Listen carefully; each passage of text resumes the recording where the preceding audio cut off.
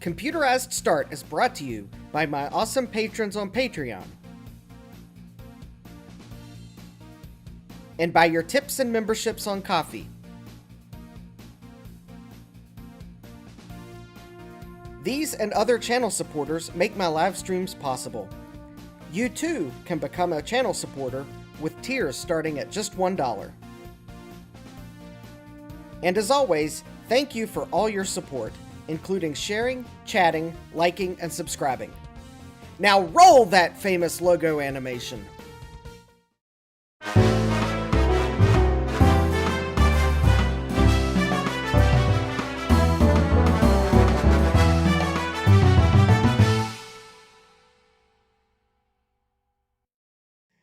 Good evening and welcome back to Computerized Start Live.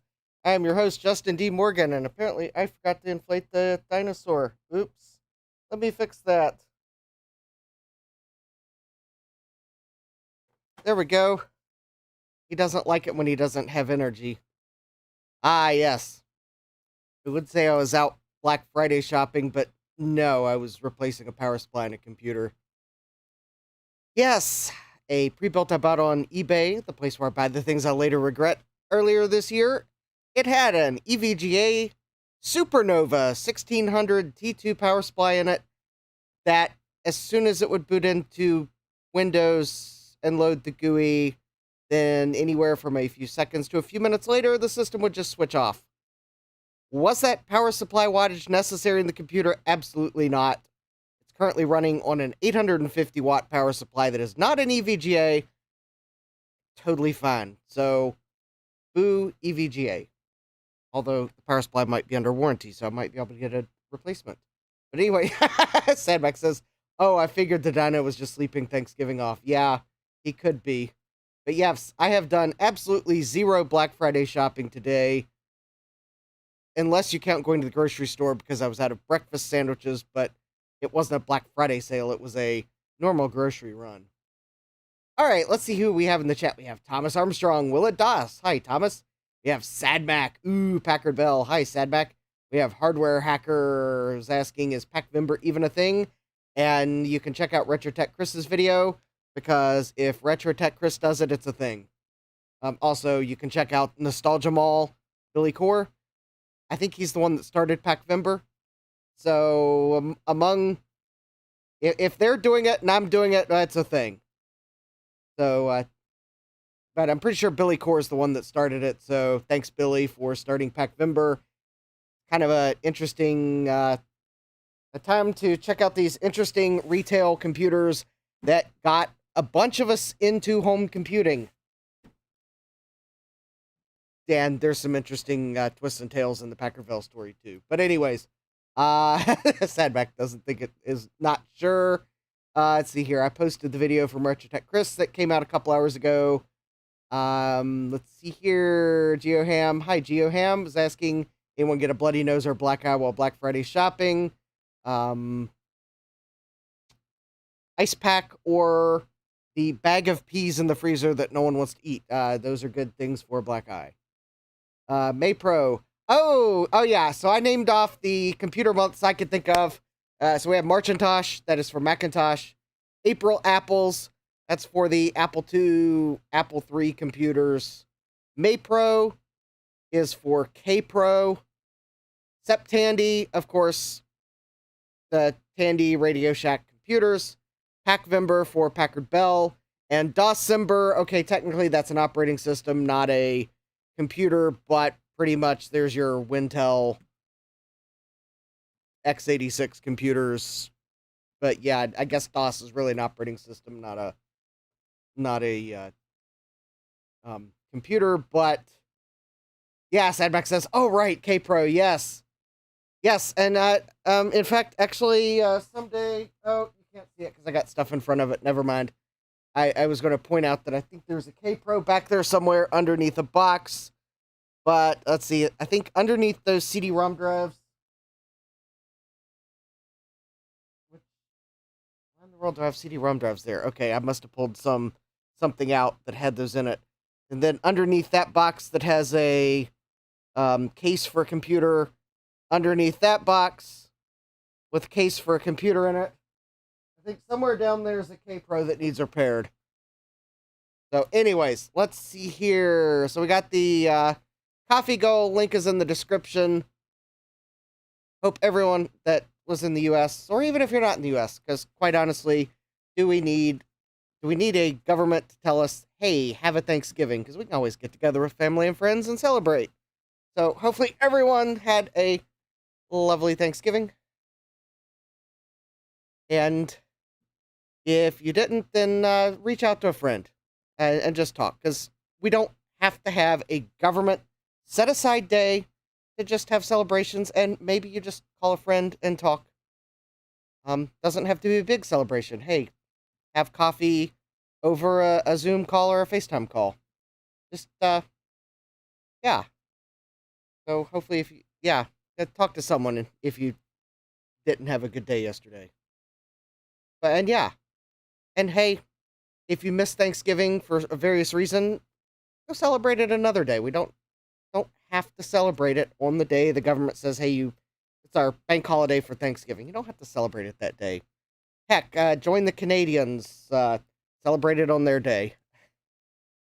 So anyways, and with that, we've got Packvember.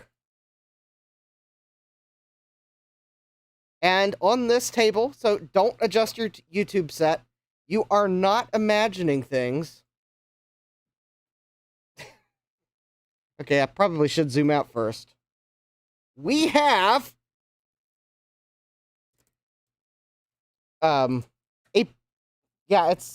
it's too big to fit on my camera view. So anyways, we have a Packard Bell Pack-Mate 3987 CD with the red trim. I think they called them designer color panels, or I think designer color panels. They were optional. I can't find any information about pricing. All I could find is they were available in red, gray, teal blue, and blue. And I could not find if the gray was just simply referring to the color that the computer shipped with, or if there was like a second color gray that you could buy. And I can't find pricing. The colors I found on I think I put the links in the video description. The colors I managed to find from a Tom's Hardware forum post, where someone listed out the colors they were available in. The fact that Packard Bell even sold them, the only reference I could find was in a manual for, I think, one of the 486 computers in the Frog Design case. And I believe Frog Design is an industrial design company, is or was, and I think they designed the case for Packard Bell. I think they are responsible for the curvy shapes on the bottom. But anyways, I tried. I could not find much. But when I saw this computer show up on eBay, the place where I buy the things I later regret, I immediately knew it was unique. And I had known that Packard Bell sold them, but I cannot find much of any surviving information on them. So if I had to guess, I would probably guess that they cost at least $29.99 if I had to guess, for 3 plastic pieces in a designer color. Possibly would let the retailer put them on sale, still make a nice profit margin, but I have a feeling they were $30, being that this was the mid to late 90s. Could they have been $50? Sure. Given how expensive computers were, especially in the mid 90s, they could have been $50, and maybe no one, or at least the target audience, wouldn't have batted an eye.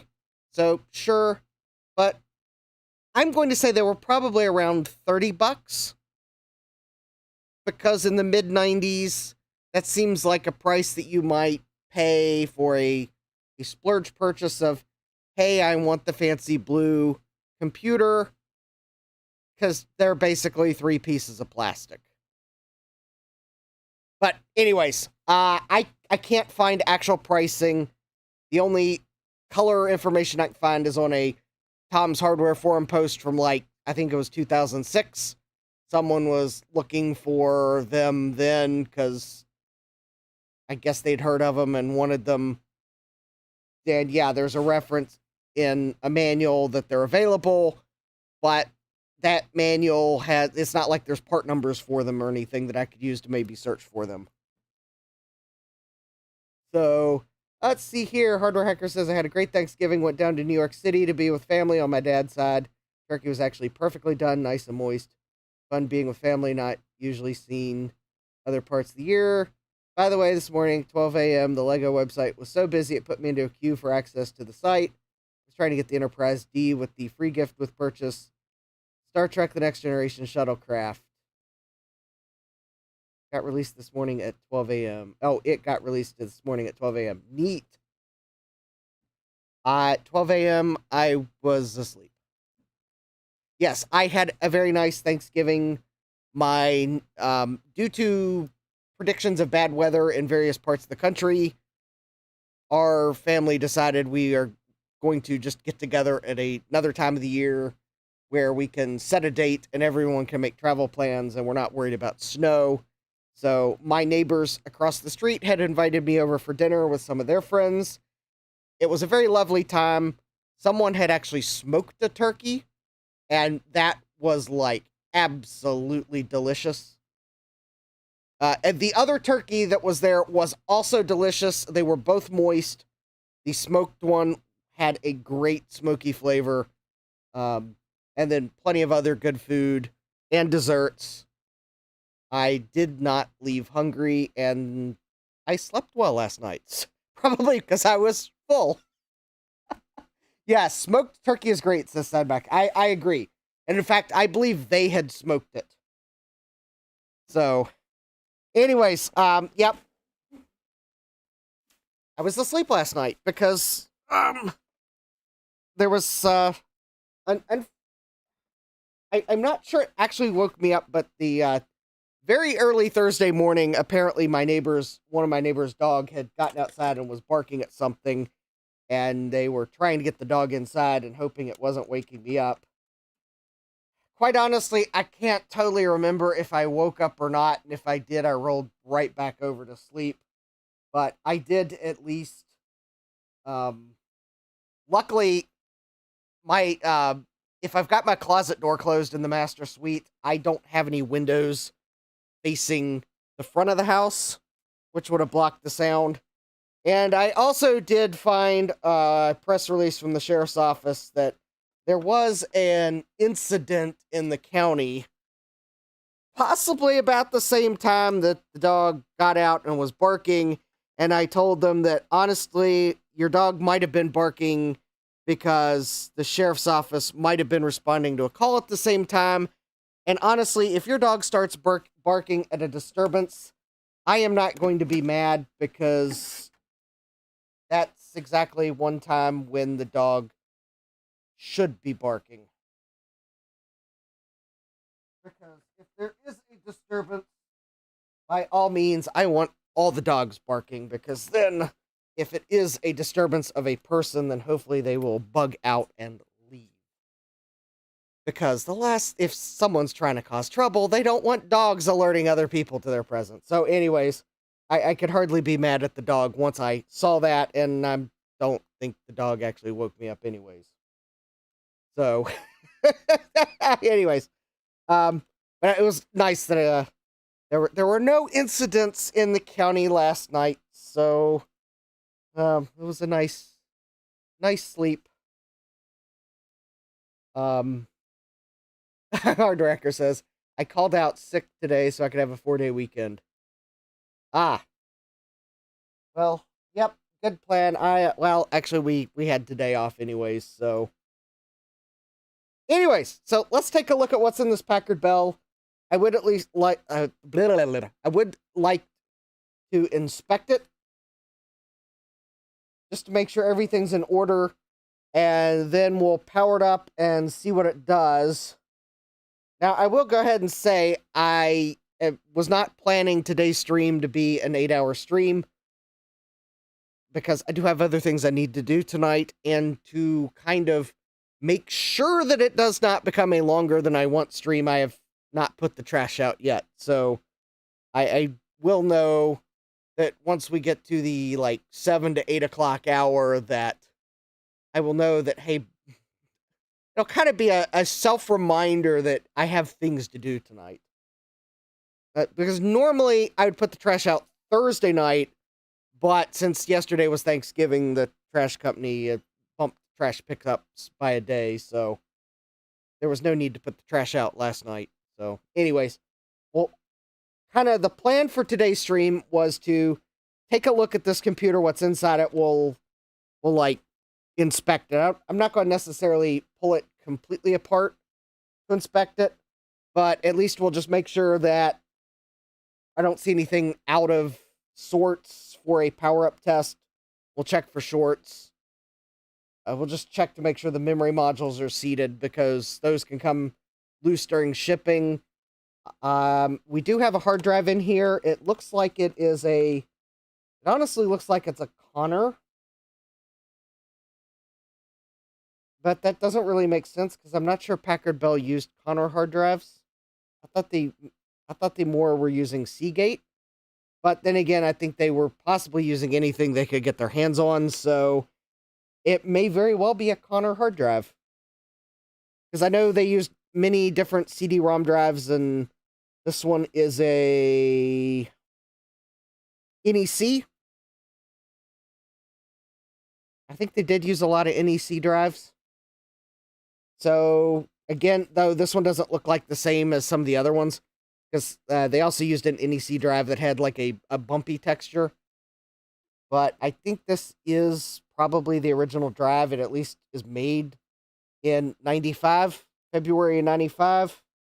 Also, we might attempt to try to pinpoint a time period for this computer. So if you want to take a guess at what time period it might be, then you can leave your comments in the chat. Anyway, so we have what looks like the standard Packard Bell power supply. It's I think a 200 watt. Actually, I'm not sure they used a 150 watt power supply. You can't see that, it's off frame. When I turn the system, you'll see it's a 150 watt power supply from DVE, which I think was, yeah, I'm gonna, my guess is mid 95, but as we look at parts, you can refine your guess. I'm not gonna limit you to one guess.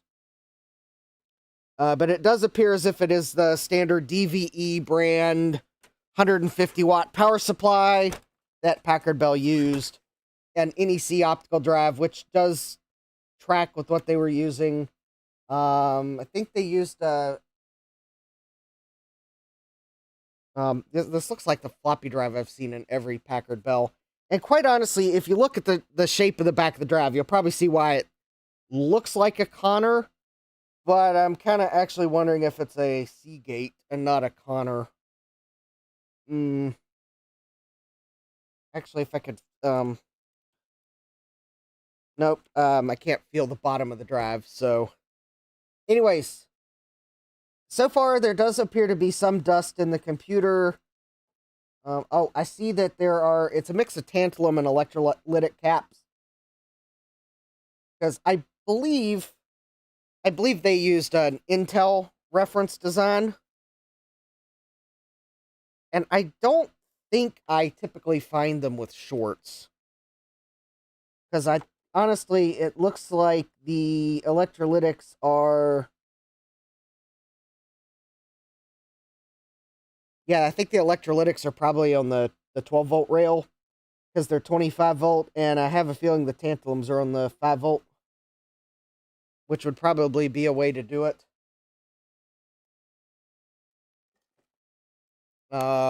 Yeah, that probably wouldn't be a bad method, because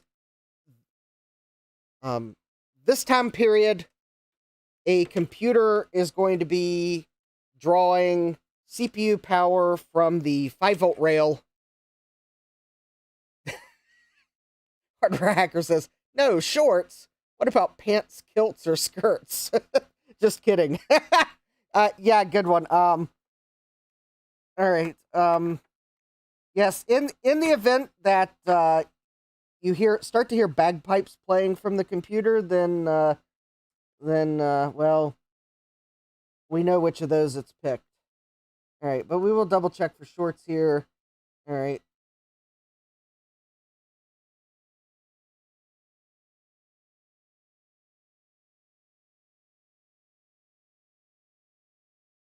All right, commons are connected together. Yeah, I do like to check the commons with the multimeter probes because that just is a double check that I'm actually reading, especially when I get some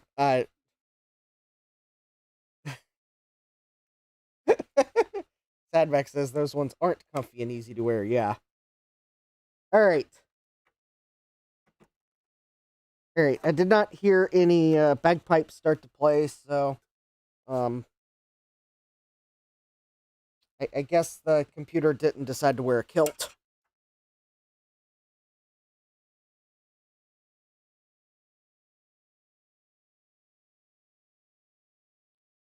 Also, given how cold it was today, I would probably question its decision too. So yeah, it was like Wednesday. It was like nice and warm outside. Yesterday, whoo boy, did it start to get cold.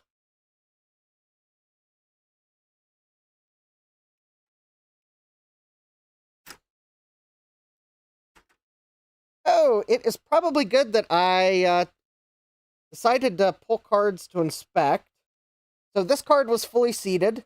This is the original sound card to the system. I am fairly sure of it. So Packard Bell did like to use a sound card from I want to say was it like Galaxy? Oh, that's interesting. This one's got a black bracket. I did not know that they used a black bracket. Unless there was a sticker on this at some point and it's come off, but that is interesting. Or someone doesn't look painted. Maybe it's oxidized or something. Anyways, so this looks like the standard Packard Bell sound card of the era. It's I forget, it's like Galaxy. So it's got the crystal audio. There's our OPL3 chip. So it actually does have an actual Yamaha OPL3.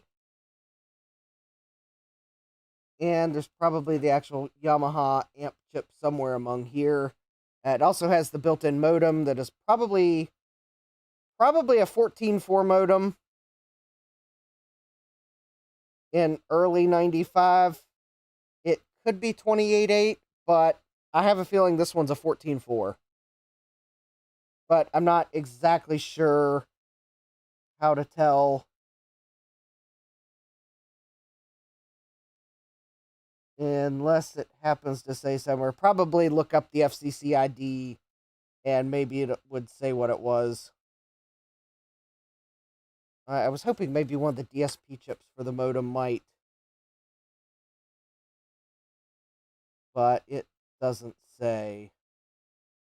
But anyway, I was kind of thinking this card might have the 14.4 because I think there's another design that I think has the modem jack might be at the top. I kind of wanted to think that one might be the 28.8 one. Anyways, so the standard Packard Bell sound card, very nice. These are decent sound cards.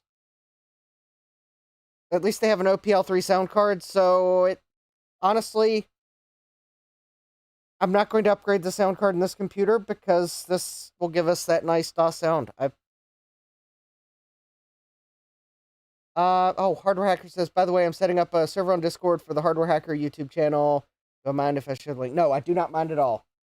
Feel free to share the invite link. In fact, I'll probably follow it Well, I'll either follow it later or ask you for it, because I'll lose track of where the link is. But I'll join at some point, not at this immediate moment. Oh, it also helps when you don't lose screws in the computer. All right. Yep. All right. Let me put that to the side. I don't have Discord installed on this computer for various reasons. The biggest of which is Discord started consuming like 87% of the CPU on this computer, and I just uninstalled it and haven't bothered trying to reinstall it because I stream from the computer. Anyways, this is why I'm glad I decided to take the cards out to inspect them, is because this one has become dislodged. So let's pull it out, see what it is, and then I'll probably put it back in.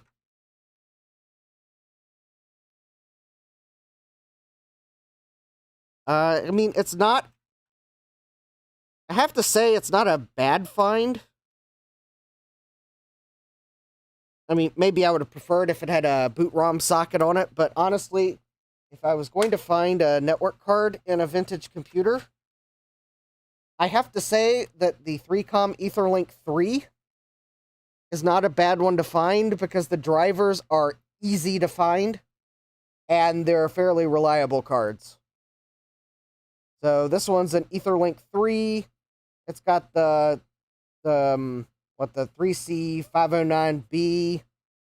It's got an RJ45 jack. So it's just a 10 base T card. But the drivers are easy to find, so no problem there. And interesting, there's like a glob of something on it. Anyways, I guess if I was going to find a network card in a computer, I'd prefer to find one of these without a network socket than a random generic clone card with a socket, because sometimes while the generic drivers might work with a generic card, sometimes they need a special configuration program that is impossible to find these days. But this card, very easy to find the config program. So, very cool. I mean, I might swap this out and put one that has a socket in the computer at some point, but I'll leave this in for now. Well, actually, I'm going to leave it out for now while I inspect the rest of the computer. Hi, Francois. Welcome. Downer Hacker says, lol, I was going to say I don't think Discord would be able to run on that Packard Bell. My streaming computer, but yeah, good point. All right, so I'm going to remove the processor very carefully. So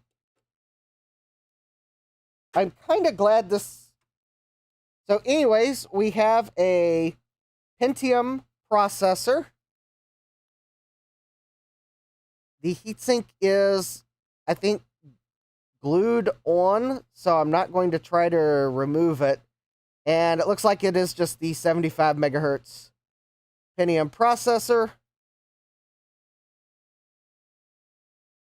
Or so it says. Wait a minute, that is quite interesting. Sadmax says it's all about the Pentiums.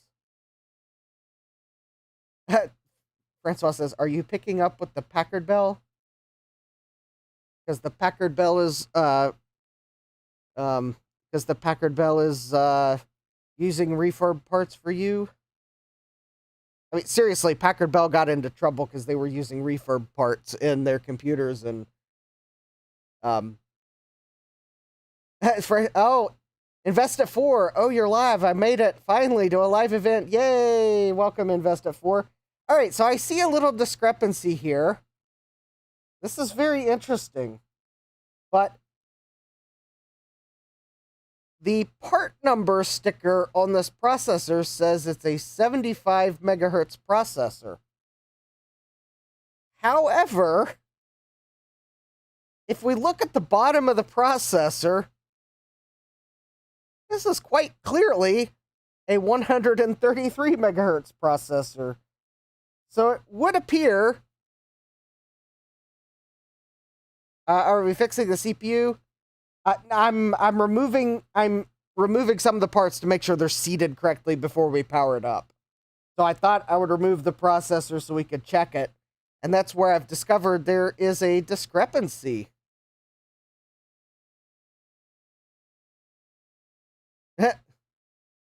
Oh, no, the heatsink is quite glued on. Oh, no, it's not. Oh, it's thermal paste. Alright, well, let's, I thought the heatsink was glued on, but apparently it is thermal paste. So we could wipe it off and see that it says 133 on the processor, but... Oh, alright, we'll see you in a little while, hardware hacker. I'm going to leave the thermal paste alone right now. I will repaste it later. I am not doubting what the processor top says, because that is quite clearly at 133.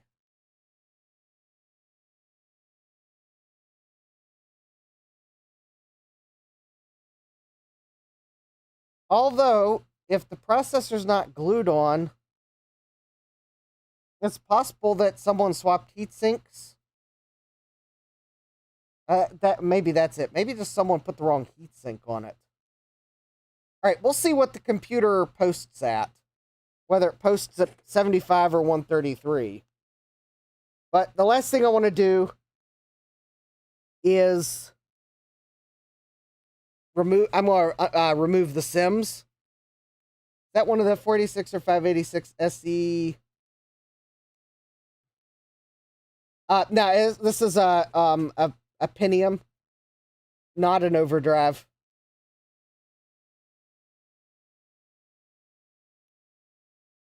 Yeah, it's just a standard Pentium processor. Socket 5. Alright, so it looks like someone has upgraded the RAM because there's 4 Sims installed. And this one's marked 8x32, 6 EDO. So I think this is going to be a 32 megabyte sim.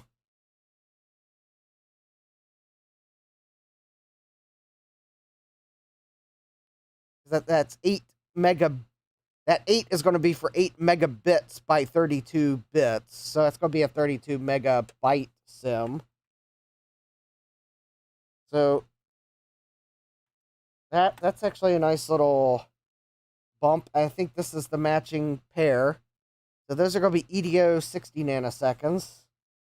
Alright, now I think these other two are probably the factory sims. And they are going to be 70 nanoseconds fast page, I guarantee. Because Packard Bell, yeah, 9506 was the date of the memory chips. Packard Bell was shipping these with fast page memory, 70 nanoseconds. They spared the expenses they could.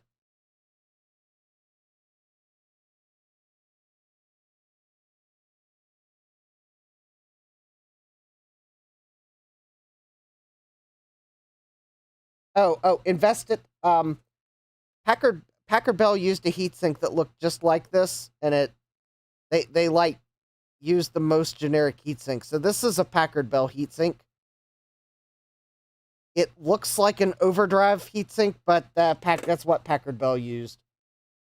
Because they used the cheapest parts possible. With the notable exception... So yeah, this was made in week 8 of 95. With the notable exception that Packard Bell used Intel processors and Intel motherboards, because using the Intel processors let them get money from the Intel Inside advertising. It was like advertising dollars. I don't know exactly how it worked back in the day, but basically Intel would subsidize part of your advertising cost if your computer was using Intel processors.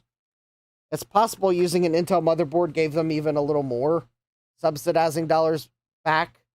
But basically, Intel would, I guess, give you money back towards your advertising campaign or something like this. I could have some details wrong, but you would get money back towards your advertising campaign if you were using Intel processors and your advertising campaign was advertising Intel Inside. So basically, I guess Intel was giving you I guess Intel was basically paying you for partly running an Intel ad because it was the Intel Inside. So I'll have to look to see if I can find the article where I read this, but Packard Bell, that was the reason why they used Intel processors for so long, is because of those Intel Inside ad dollars. Yeah, Sadmax says I can hear the Intel jingle. Yeah, so they would get ad dollars from Intel. So, well, everywhere else, they seemingly used the cheapest parts they could. That's why they used Intel processors, and probably the Intel system boards, is because they were getting money back towards their advertising from Intel for using those things. So I'm sure the accountants were taking that into account of, well, they might have been spending more for Intel over like Cyrix or AMD. Although in reality, I think the Cyrix and AMD Pentium level processors came out after the Intel Pentium. So it's not like they had a choice at first if they wanted to sell a Pentium system. But I think the thing is, the reason why Packard Bell stuck with Intel for so long was those ad dollars. Because if they'd gone with Cyrix or AMD, then they wouldn't have been able to get those ad dollars back. Now, if you do look at lists of Packard Bell systems, Packard Bell eventually did start selling systems with Cyrix processors in them, but it was much later, and I think that might have been when the Pentium 2 came out. Might be when Packard Bell started using those. Because I think at that point, it was more the amount that they would have spent buying Pentium 2 processors. Although I think they did have Pentium 2 Packard Bells. But anyways, for so long, that's why they only had Intel Pentium systems, was the Intel Inside advertising dollars. I'll have to find that article. Yeah, Invested says, okay, nice heatsink and explanation, thank you. I never worked with a Packard Bell older than 2000 Packard Bell laptops. Yeah. Can you use a desktop Pentium 1 on a laptop socket 5 motherboard? I do not know if you can use a desktop socket 5 in a laptop motherboard, because I thought the laptop Pentiums were generally 3.3 volts. Oh wait, these are 3.3 volts. Actually, I guess maybe you can, but I've never tried it, so I can't confirm. I would probably not, though. I would make sure I was using the laptop part. Because usually the laptop parts are bend better so that they're consuming less power. And the voltage is probably the same. It's just they're going to probably consume less power. Because you've got the problem with the processor of the leakage currents inside. So the better bend processors have less leakage currents inside, so they'll consume less power. And those are going to be the ones that Intel would have bend as the laptop parts.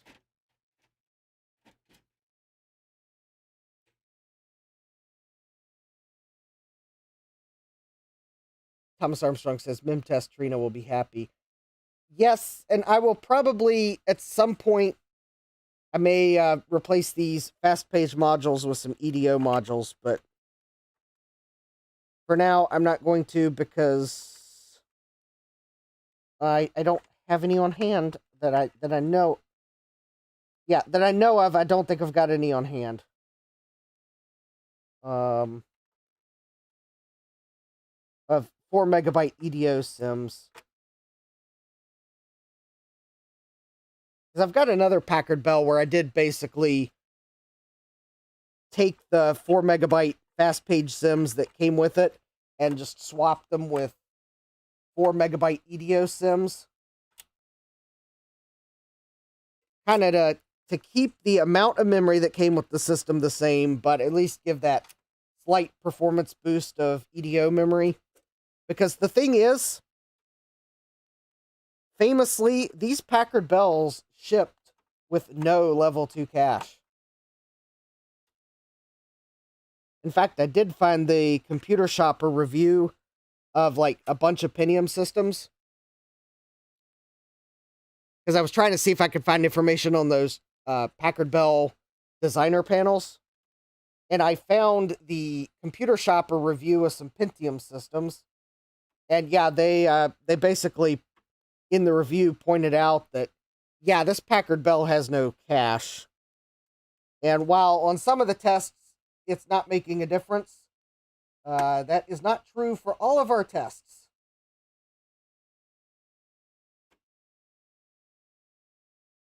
I forget which of the tests it did and did not affect. But anyways, wonder if I can fit an AMD K6 on an old Acer TravelMate that initially came with Intel. I need to fix that. The problem is the AMD processors have different, I guess the BIOS needs to support them, because the BIOS has to, I guess, configure the processor. And in some cases, it's because the BIOS has to give the processor its microcode. Although, in reality, the processor has, like, built-in microcode. But it's the microcode that got burned in at the factory. Generally, the BIOS may have updated firmware or updated microcode. But there's also some registers that the BIOS, for, I guess, whatever reason, there's some registers the BIOS really needs to be able to set. It's beyond the scope of this live stream to explain processor initialization. In fact, some of it I don't really know, because I've never actually looked at what a BIOS does when you power it up. But some of the things it does is test the system. It's making sure that your basic functionality of the system, and that, like, you have certain things in the system that you've told the BIOS are installed.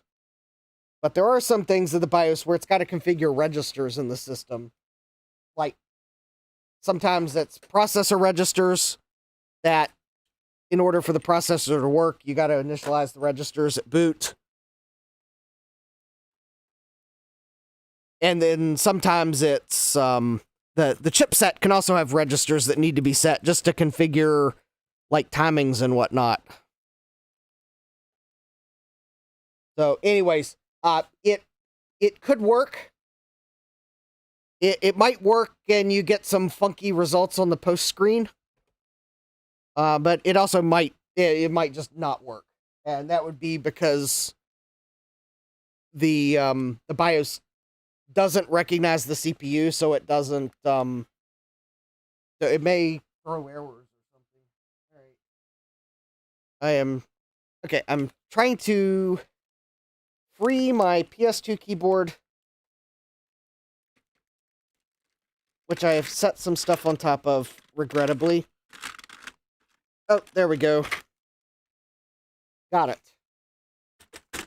All right, I know this is a Packard Bell system, and I know this is a Hewlett-Packard keyboard, but they both have the word Packard in them, so I'm pretty sure this will work. Actually, it should. I mean, there's nothing about this keyboard that's going to tell the computer, like, I'm not a Packard Bell keyboard.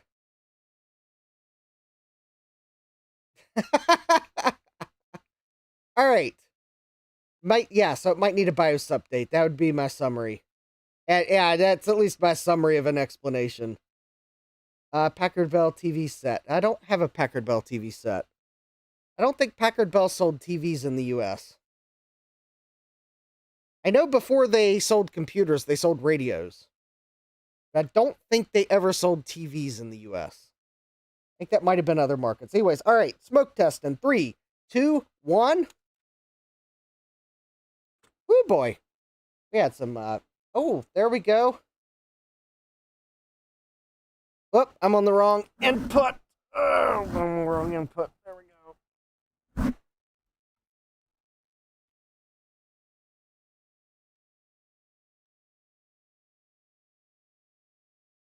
Yeah, Thomas says, oh, they did TVs as heavy as cars. Yeah, yeah. Yeah, it's just a PS2 keyboard. All right, listening to the system, I'm hearing fans. The front fan is going to get oiled at some point. I do not hear the hard drive.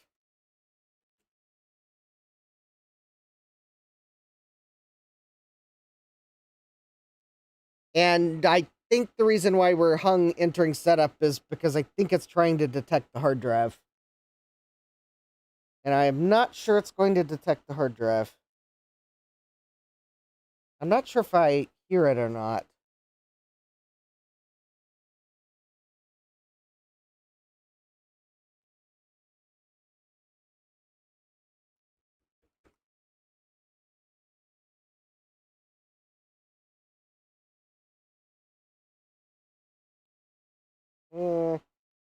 It also could be because maybe it might be slightly angry that the CMOS battery's dead. All right, while we wait for it to maybe time out on whatever it's trying to wait on, probably the hard drive.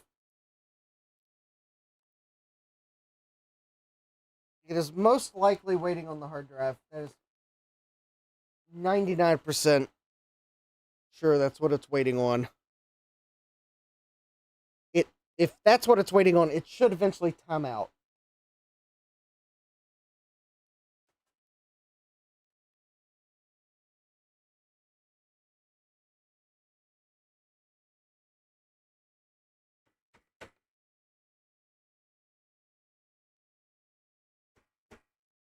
Oh, there we got a fan that decided to start making a lot of noise.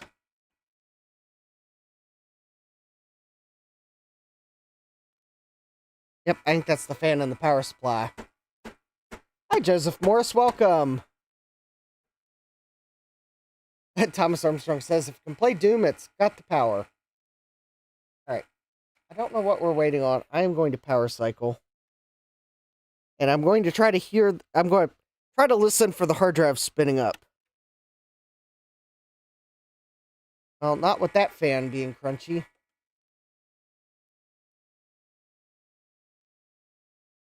Well, there we go.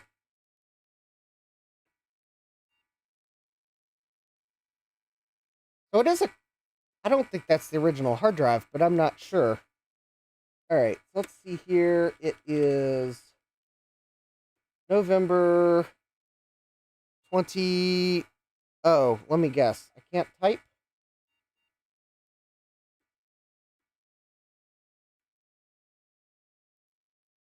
Oh, I can type, just not with the numeric keypad. Oh, well, that's nice. It is apparently Y2K compliant.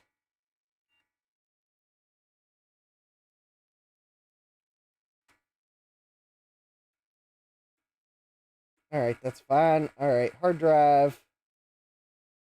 Boot options, A first, then C. All right, that's good. Save and exit. I'm not sure where my batteries went. Sounds like a dot matrix printer there. It's the power supply and the fan and the power supply. All right, let's boot.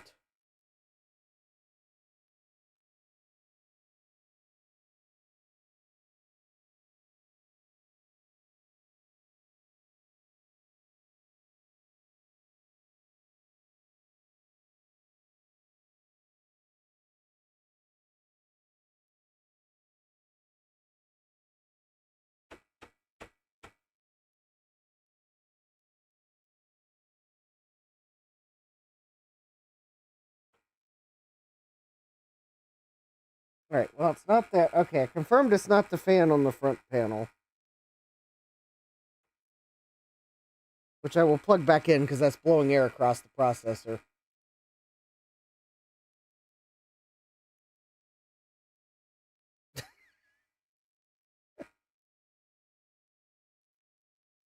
Yeah, it's apparently a Connor 420 megabyte hard drive.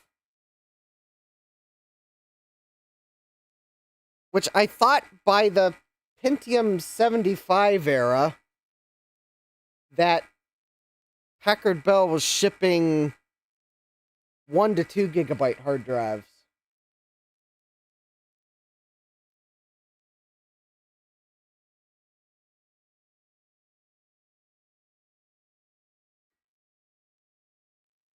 Yes, the small CF card would work, but where's the fun in that? Well, now if the original hard drive's gone, then yeah, I'll probably just replace it. But if this is the original hard drive, I'll leave it.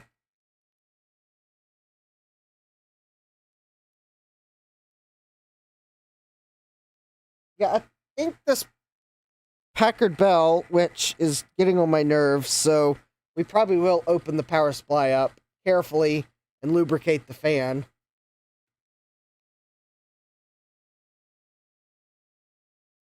Oh yeah, I'll leave the hard drive in, because otherwise we won't get the...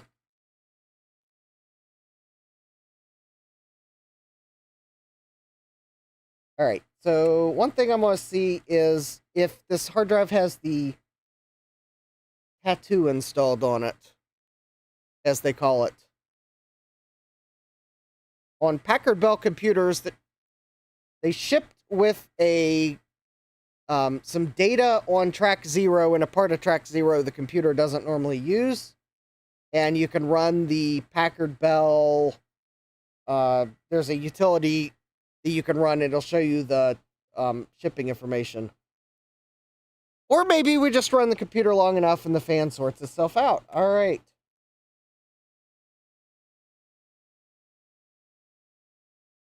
Ooh, we have Reg Cleaner. Oh, okay. So this computer...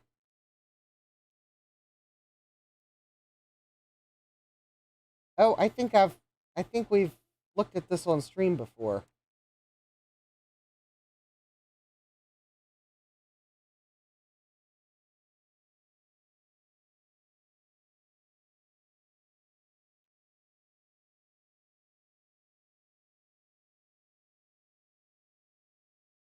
Oh, we have Borland C++ on here, potentially. Wow.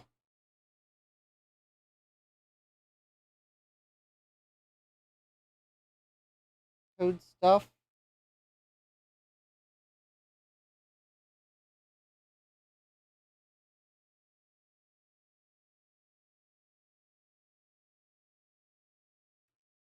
All right.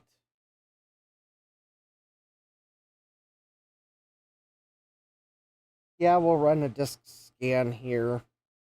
Well, first I want to see if there's any of the Packard Bell software on here, which I think the answer is no.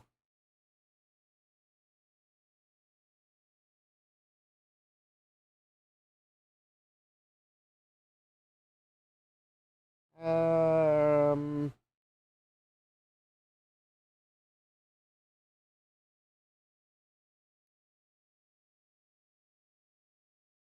no. All right.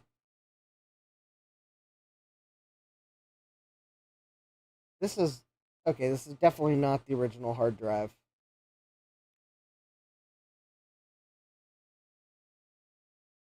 All right.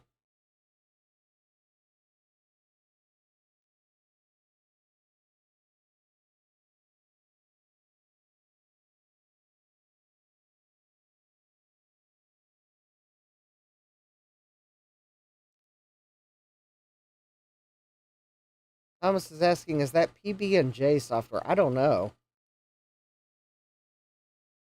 Sierra, is that Half-Life? No, I don't think it is.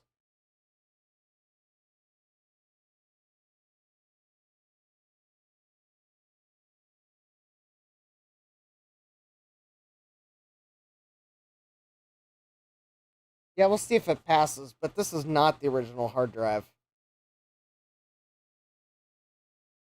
Oh, Thomas says old joke for Packard Bell. Yeah, unfortunately, this isn't the original hard drive because yeah, I'm pretty sure it's not. Although, I guess I can. Let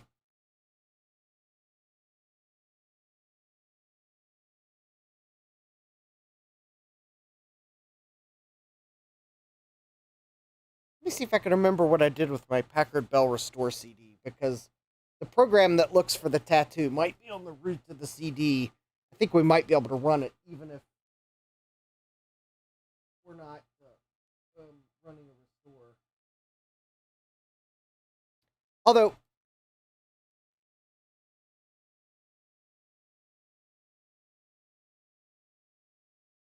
do I know how to fix old IBM 80 gigabyte made in Hungary IDE hard drives? It spins up, it just clicks. I have no solution how to identify it in BIOSes. Is it a Desk Star? Is it an IBM Desk Star?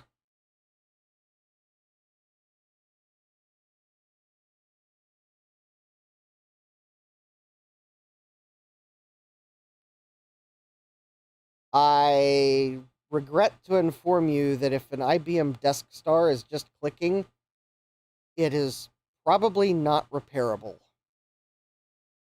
In fact, if you were to take the top off, it's quite possible you would see that the metallic coating has been scraped off the drive.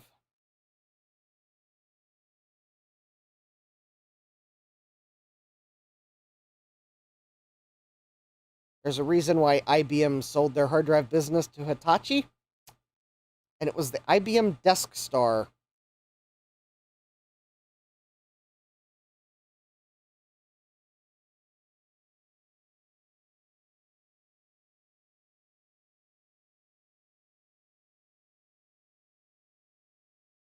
Now, if you have a Hitachi Desk Star, I think those are generally fairly reliable. But yeah, unfortunately, it was it got the nickname the IBM Death Star because of the sheer number of failures that drive had. Yeah. Yeah, you'll probably have to open it up carefully and because quite honestly, you're probably going to find that the plating on the platters is being scraped off, which there's nothing you can do to fix the drive at that point.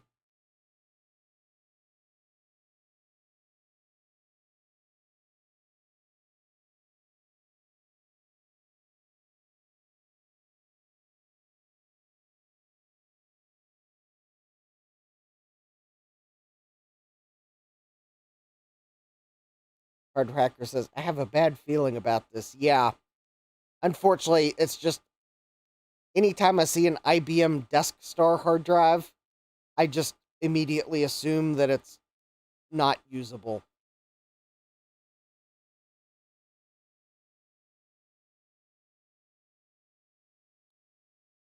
Yeah, I think, yeah, basically IBM's hard drive business, they got to the point where I guess um, IBM eventually sold the business off to Hitachi because it was, I guess, whatever. Honestly, kind of to me, looking at what was happening to their hard drive business at the time, I have a feeling they were trying to make them cheaper. And it eventually got to the point where they made the drive so cheap that they had an exceedingly high failure rate.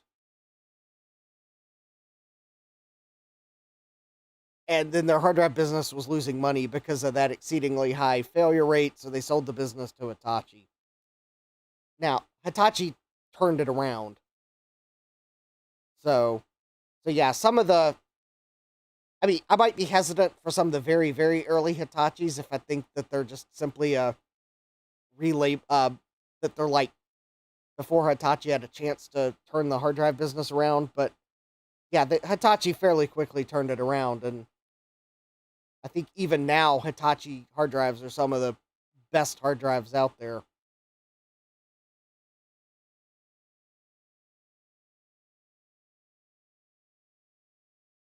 Thomas says they made a batch of bad rust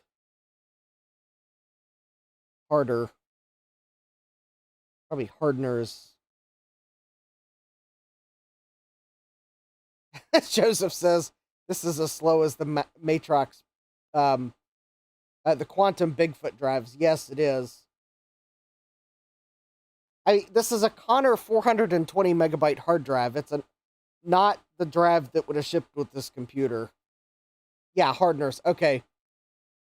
Yeah, I think that's the Desk Star drives. The problem was which is why if you open it up, you'll see the plating has been scraped off the drive, or at least has come off the drive. It's because the plating didn't adhere. They had defective.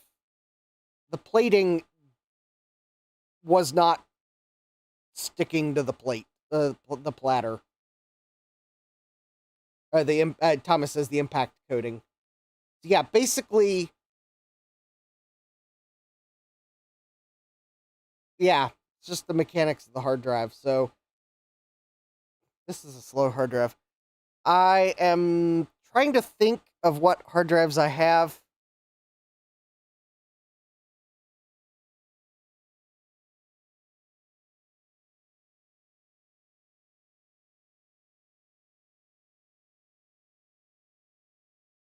Because I think this would have shipped with a 2.1 gigabyte hard drive. I may just. Hmm.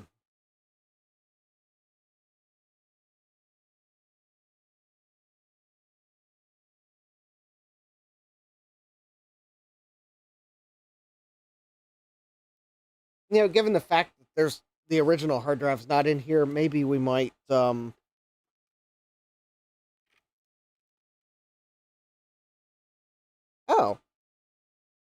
I haven't had a chance to try this hard drive in another computer. We might try this hard drive in this computer and see if the hard drive even works. It probably doesn't, but also, while this runs, Investa says, once I opened up a 40 gigabyte IDE gate and found it was missing the magnet. Talk about trying to fix that. All right. Yeah, that sounds like someone took an old hard drive, took the magnet out, and then put the cover back on to.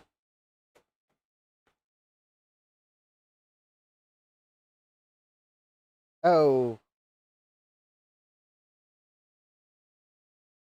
I heard clicking noises on this drive. I didn't like the sound of them.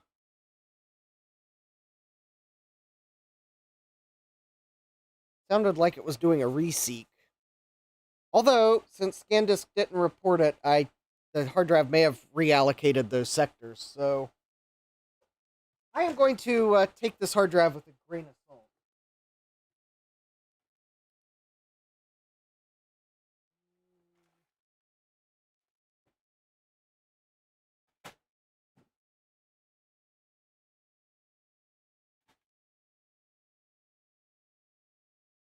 10 gigabyte hard drive.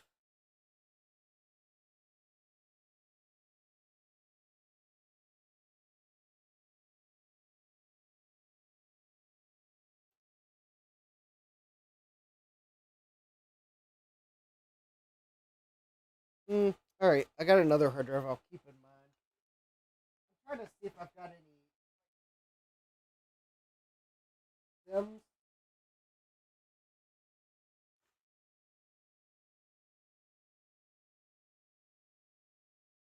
I'm sure I do. I just have to remember where the box is.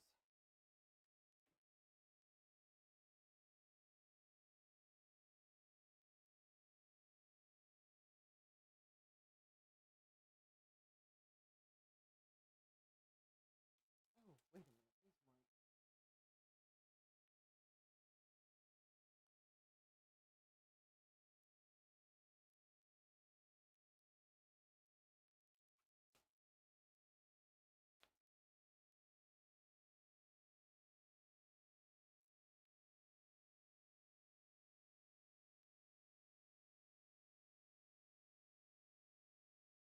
here we go. So to replace the factory Packard Bell fast page sims, I've got some EDO sims here. They're 8 MB. I think the originals are 4, but I'll probably install them just so I'm running all EDO sims. Maybe power supply issues on 5 volts. Alright, GeoHam's gonna see if he can beat the scan disk. Alright.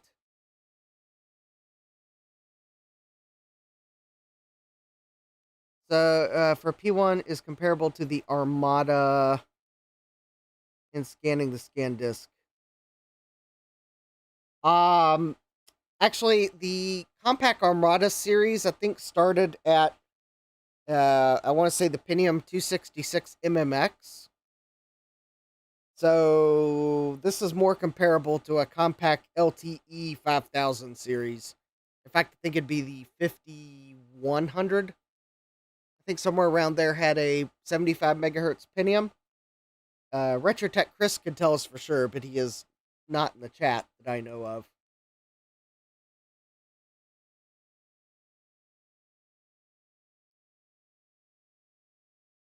You know, some people would go to Chat GPT for the answer. I'll just go to Chat Chris.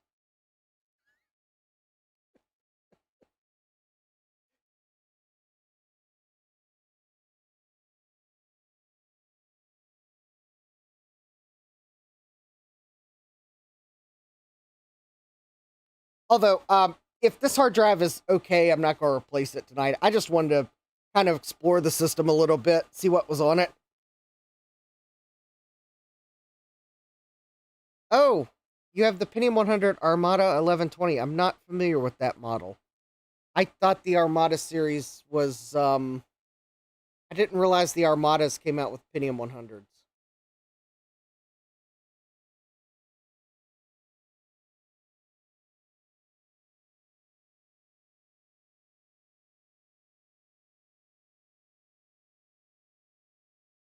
Hard drive inside was dead.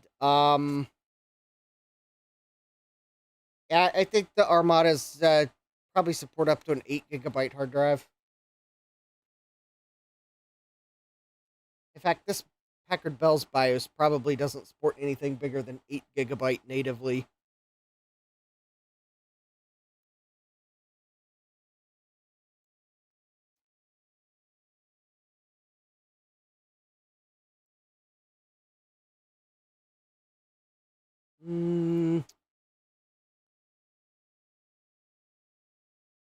That may be one thing we do. We might update the BIOS on this.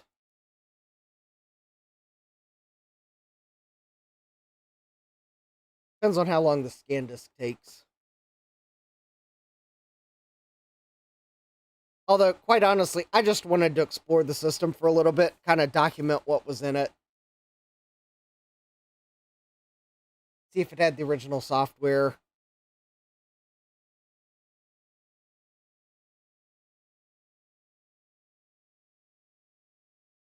Oh, you know, this might actually...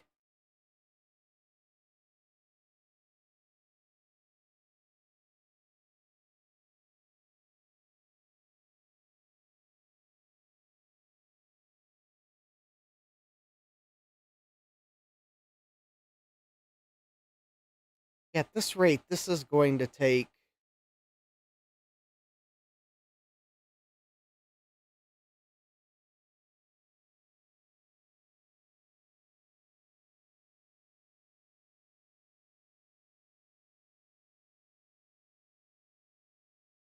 I got an idea here. I'm going to do this. I'm going to cancel.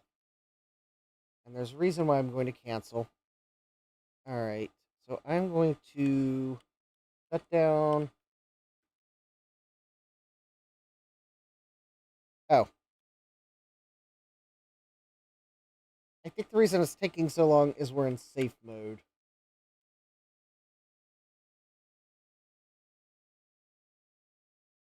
So I'm going to do this.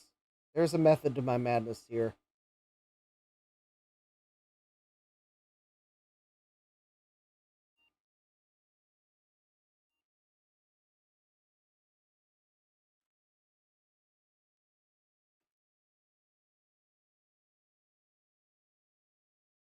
Oh, interesting. The quarterdeck expanded memory manager.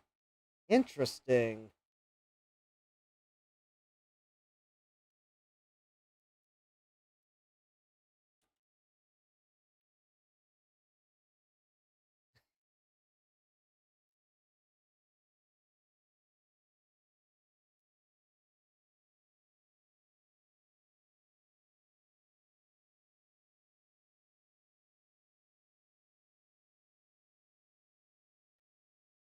That's right. Yes. I remember about this hard drive now. I have looked at this on a stream. You're probably wondering why all the bad sectors.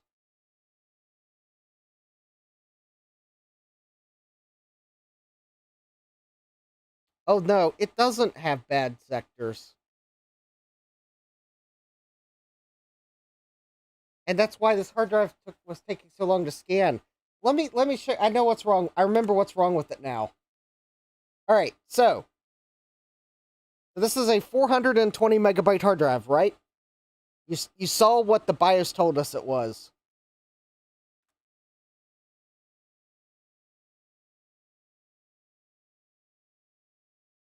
Oh, that wasn't helpful. All right, let's go to F disk. Let's display the partition information. All right, it is a 420 megabyte hard drive, and someone had the wrong hard drive type in the BIOS when they partitioned it. Because if you will note, DOS thinks it's a 504 megabyte hard drive, and it's only a 420 megabyte hard drive. In fact, actually, F-Disk sees that it's only a 420 megabyte hard drive. Because you can see it's telling us total disk space is 406 megabytes. So F-Disk knows that it's a smaller drive, but yet the partition table has a larger partition created. That's why there's bad clusters at the end. In a previous stream where Wheel of Regrets opened this computer, Joe immediately knew what the problem was before I ran F-Disk. He recognized the symptom. Yeah, so someone put this hard drive in this computer. They probably manually set a geometry larger than 420 megabytes. In fact, it wouldn't surprise me if someone set a geometry for like a 2.1 gigabyte hard drive as it might have originally shipped. Or they replaced the hard drive and left the manual geometry there from the original hard drive, then F-disked it with a DOS 622, which would have, in certain cases, you would have gotten a 500 megabyte partition. And that's exactly what's happened here. So this hard drive really is... Really, what needs to happen to this hard drive is it needs to be reformatted. Installing an overlay will not fix this problem.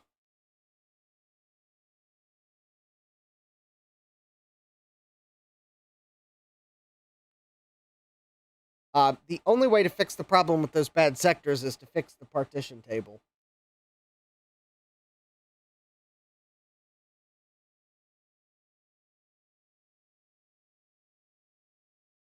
Yeah, the problem with this format, the overlay won't fix that problem.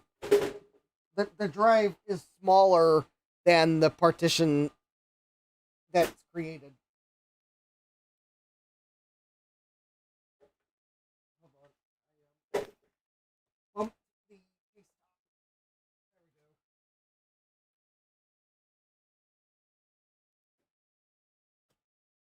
Also, I know that drive overlays can let you use a larger hard drive than a BIOS will let you support. I generally don't like using them because they use up memory.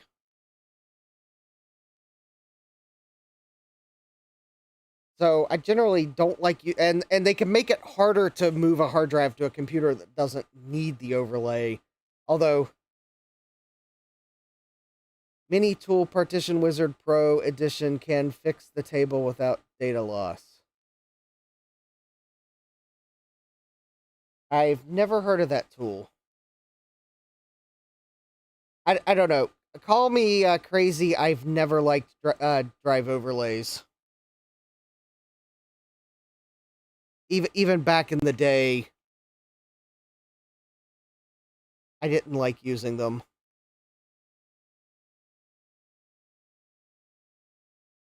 For home.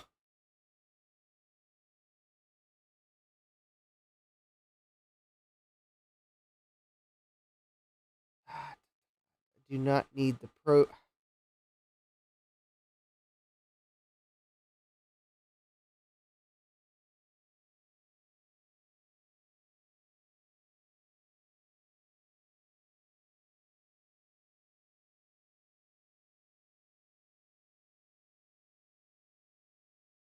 Um,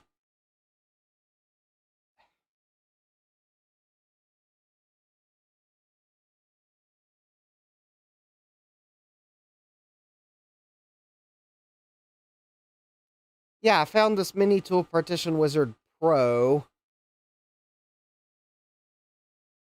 It's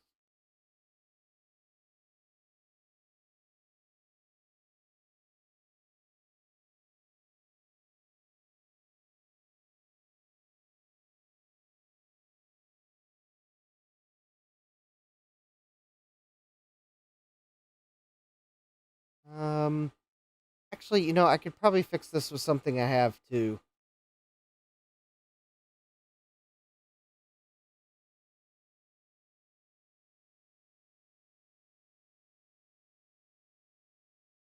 Carter Hacker says, Justin, you're crazy. Just kidding. Haha, yeah, I know, I'm crazy.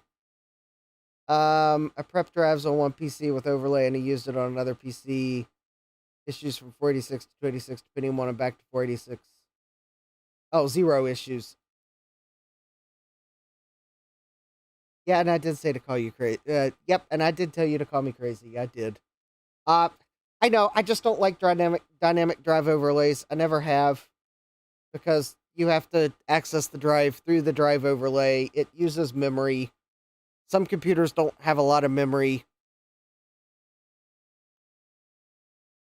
so it uses memory that you don't have a lot of potentially. Like that 286, it only has 500. Well, I guess it now has a megabyte of RAM, but it had only 512K of RAM.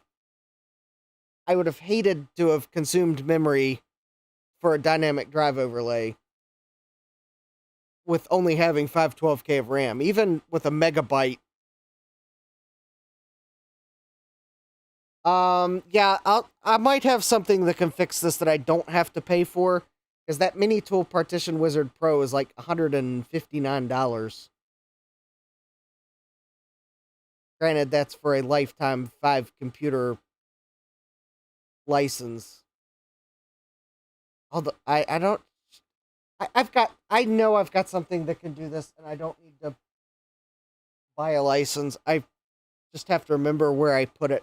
Although, quite honestly, I think I'd rather just format this drive and fix it that way.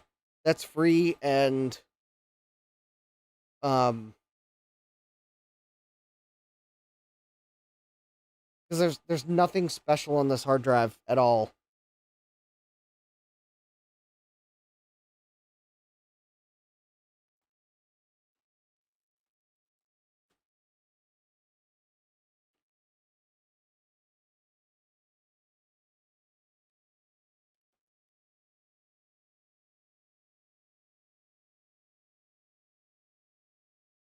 Uh, I can fix this with the SF disk.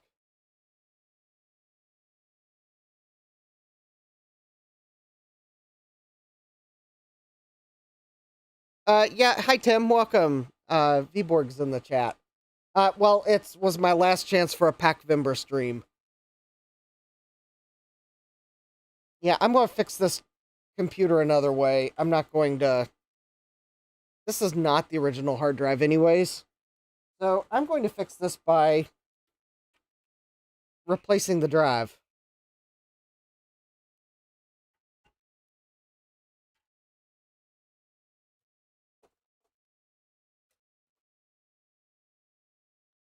Yeah, I'm only going to go till about maybe 7.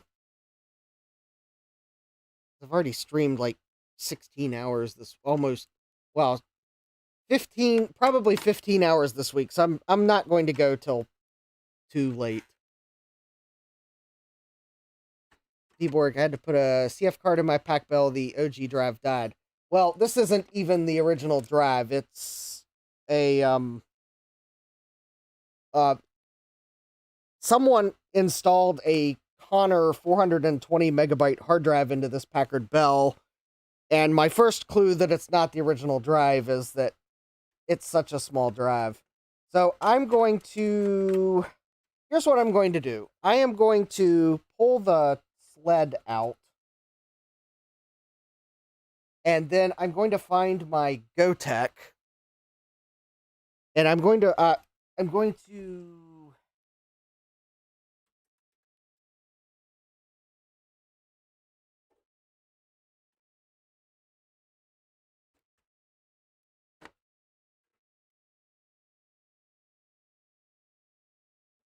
oh, all right. So here's what I'm going to,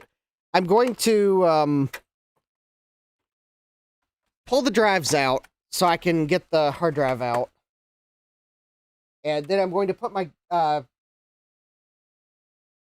going to swap some RAM modules in for the, in place of the fast page ones that are in here.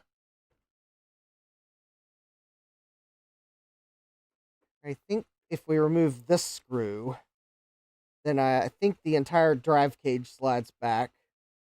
It's this screw here in the side. All right. Yep. I can feel the drive cage is loose. All right. So that should probably let all the drives slide back. Yep. All right.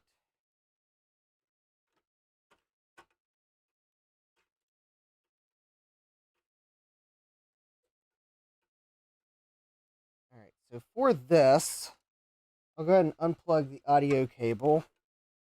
I'll remember the dark gray IDE cable is the CD-ROM drive, along with PB, PC for C drive. Although that's not exactly why I think that's just a coincidence. I think A and B are the 5 1/4 inch drive plugs. All right. There we go. All right, I got the drives out. Oh, good. We can get to the battery now too, if I can find my coin cells. Actually, GeoHam, no, it did not beat you. I stopped it when I realized there was a problem with the partition table in the drive. Although the full story is, I stopped it because I realized it was taking a long time because we were in safe mode. I went to MS-DOS mode to run ScanDisk from MS-DOS, which I thought would run faster. And then once I saw all the bad clusters at the end of the partition, I realized that there's a problem with the partition on that drive. And yeah, so it didn't finish. I stopped it.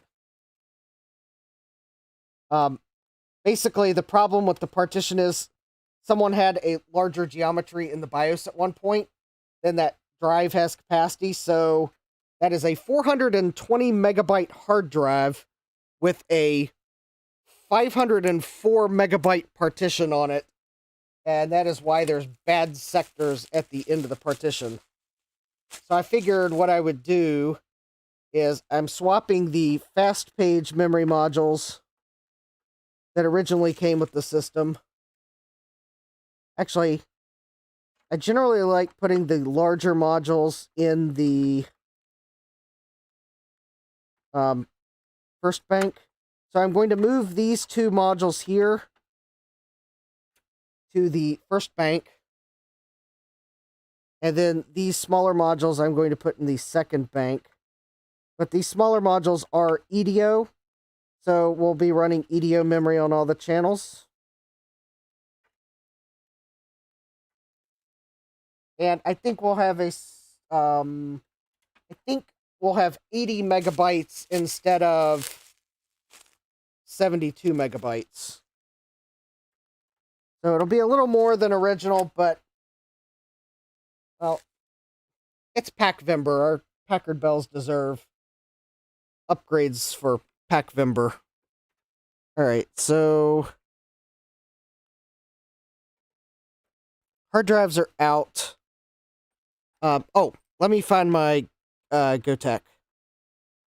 One moment, please, while I literally find my GoTech.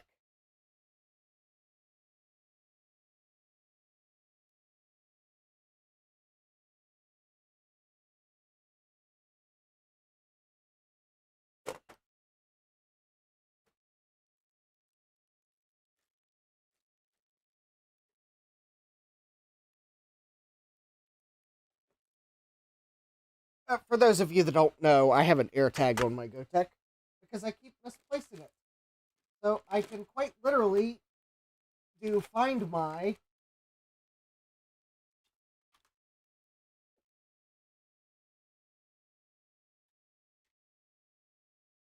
have it play a sound, and then I usually realize that it's just right beside me.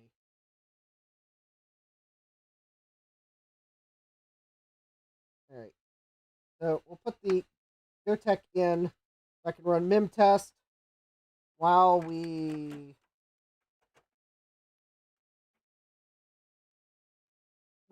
swap a hard drive.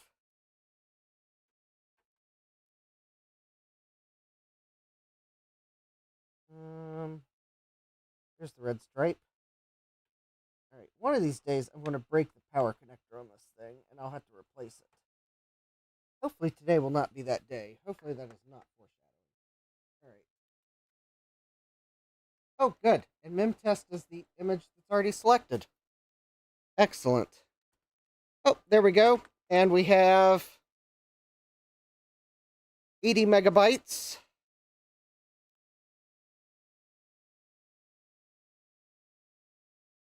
Oh, I forgot to... No, I didn't forget to change the coin cell. I know I ordered CR 2032s the other day.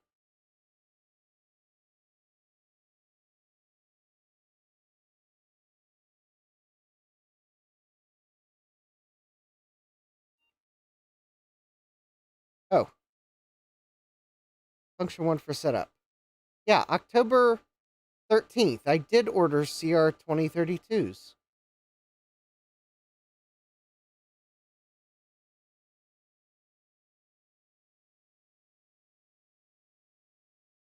Huh. Oh, this is fine. I think we'll just leave all this. Yeah, that's fine. All right.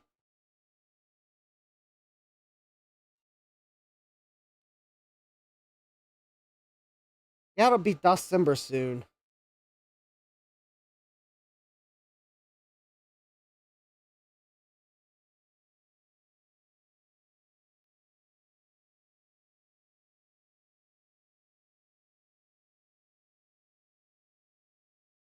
Oh, I keep forgetting to find this board on the retro web. All right, this one's not Fair Oaks. It's not Robin. Nope, it's not Robin. It's the... Ooh, that one might... No, that's not it. It is not...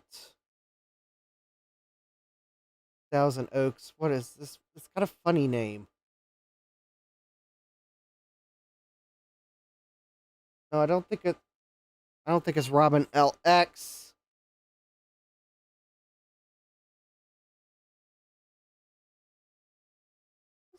Chipset on this. This is the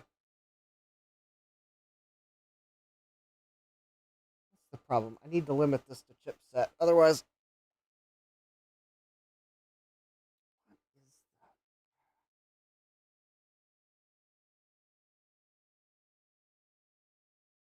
I'll recognize the name of the board when I see it. It's got like some.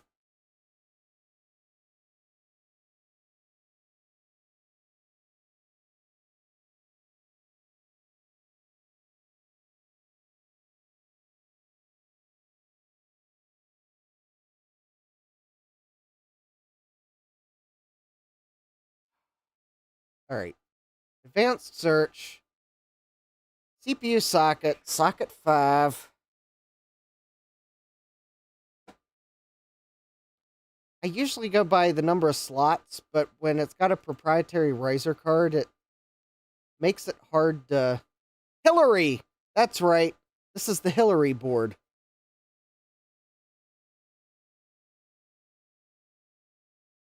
I don't know why it's named that, but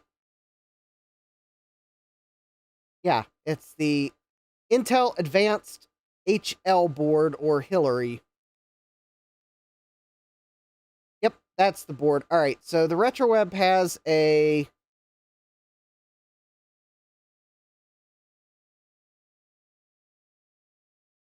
newer BIOS that is not a Packard Bell BIOS. Somewhere I think I've got the Packard Bell.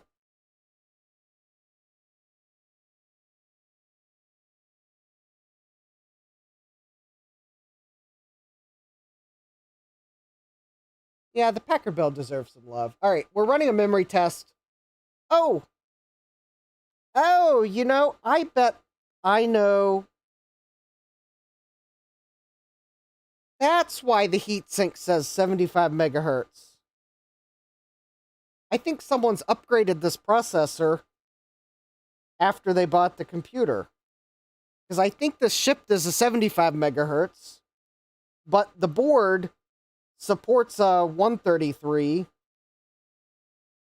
I bet someone's upgraded the processor. That's why the heatsink sticker doesn't match the processor. In fact,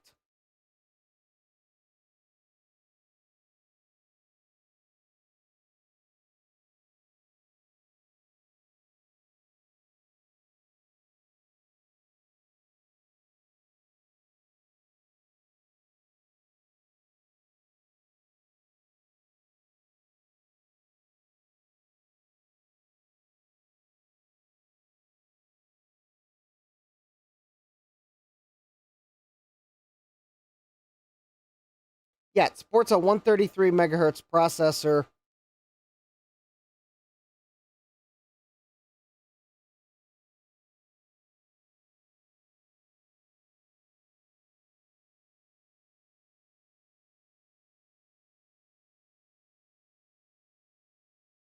Yeah, oh, thank you, Investa4. Yeah, good find.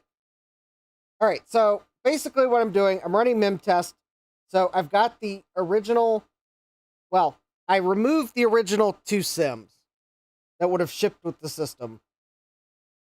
I moved the 32 megabyte SIMs that someone installed to bank 1. And then I installed 2 8 megabyte SIMs that are EDO into bank 2. So we have 80 megabytes of RAM, and they're all running in EDO mode. It's my little boost for Packvember. And in fact, actually, if I can find my container of memory chips after we run MemTest, I'll upgrade the video RAM. I think I might save reinstalling an OS on here for December. Maybe. Although, let me see. I'm trying to find my coin cell batteries. I think they are.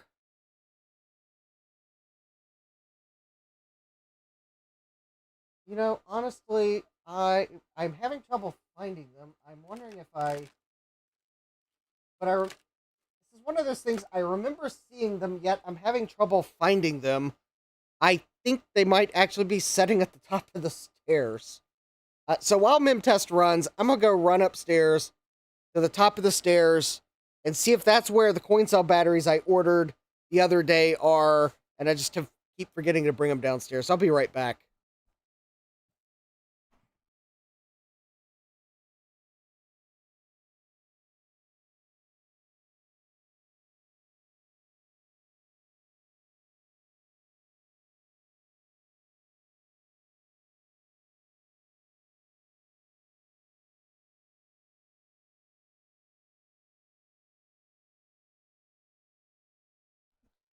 Or, alternatively, I'll find the thing of CR2032 batteries that I thought was down here that has one left in it, and I will leave the finding the new package as an academic exercise for later.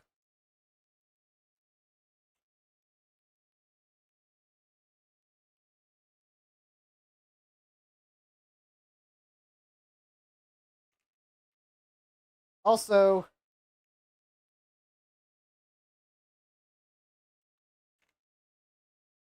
because I lost the cap for my scalpel, I ordered a new one, and I ordered a pink one this time, so hopefully I won't lose it as easily.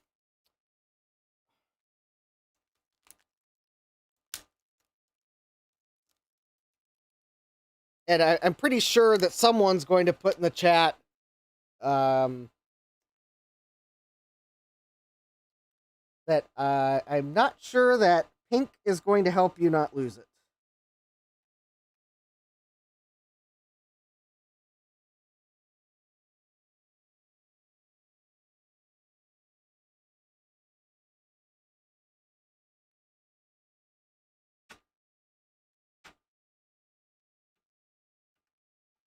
All right.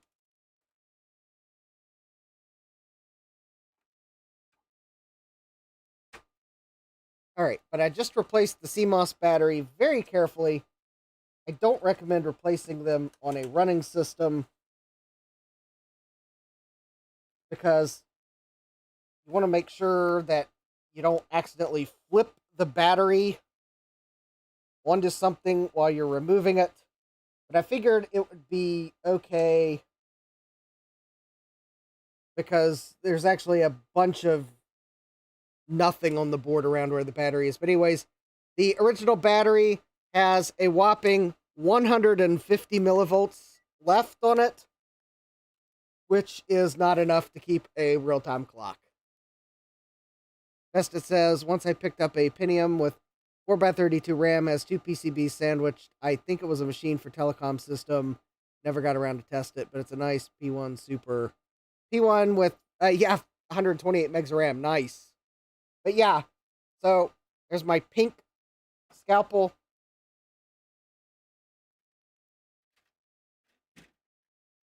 Because I lost the cap for my green one. Also, my green one was kind of getting the point where it was not holding the blade that well. So, kind of one of those. I'm fairly sure I could find the cap if I really started to look for it, but it was also not really holding the blade that well anymore. So, to keep from slipping, I just decided, all right, well, just buy a new handle. I've had that handle for a while. It's been a good enough handle that I went ahead and bought one of the same one. Because actually, I think it's I think it was actually on sale. Like,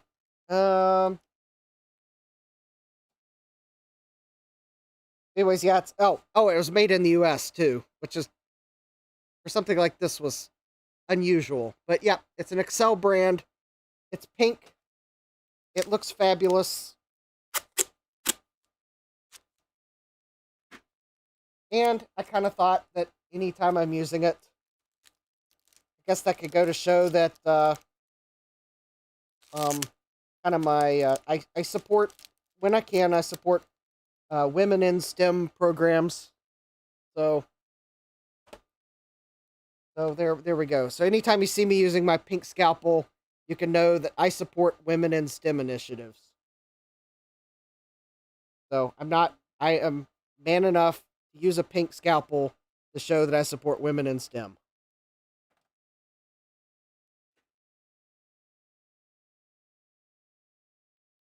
And also, it is the only thing pink on my bench, so hopefully I don't lose it. So it has, it's like a 2-for 1.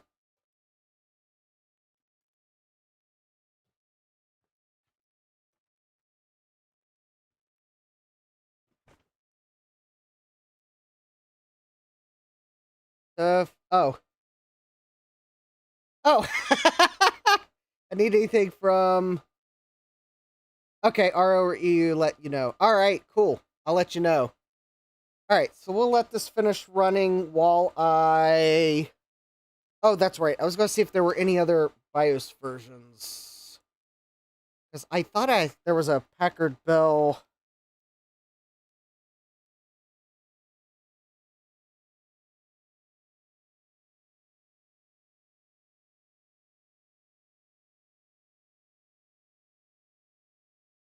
All right.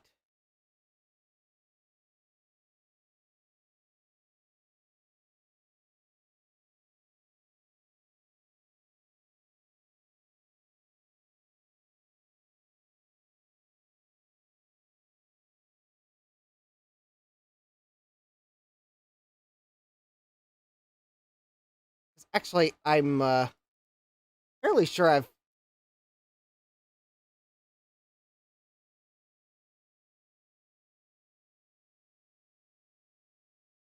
Oh, here we go.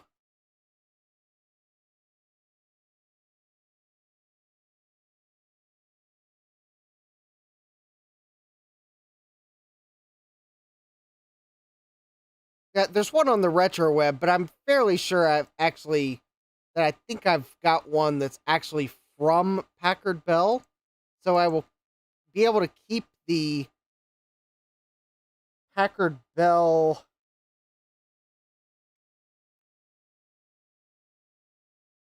on the splash screen.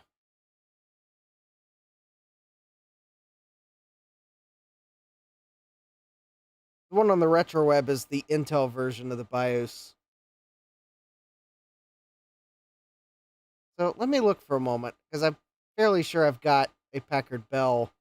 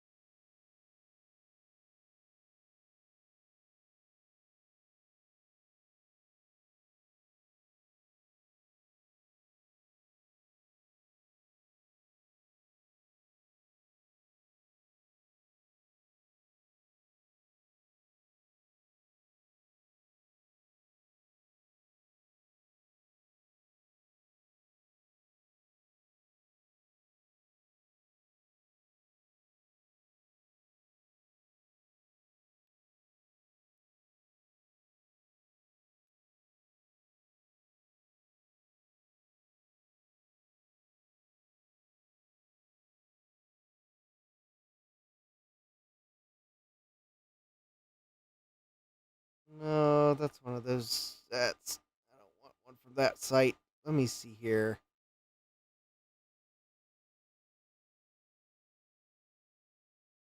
Where did I get it? Did I get it from?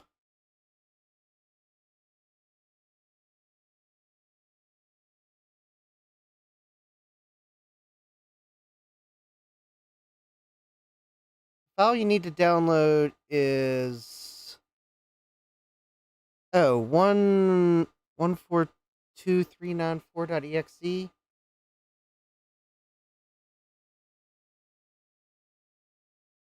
me see. I think I might.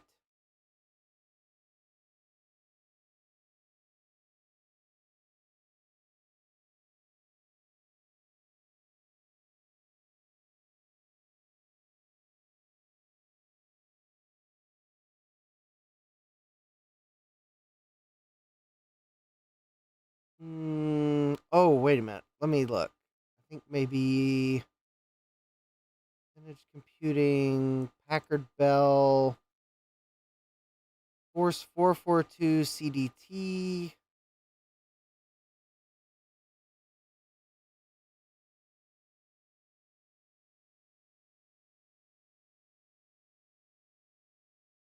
Ah, I think. All right, I think I do have a copy of the BIOS file for a Hillary motherboard. That's fine. I don't care. Programmer. I just want to see. It's 32K, so that's gonna be a 256.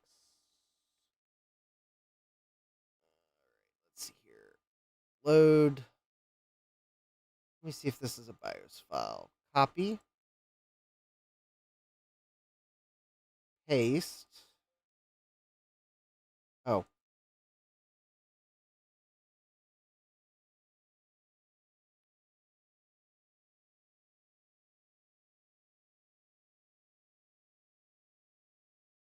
oh yeah, that. Let's see here.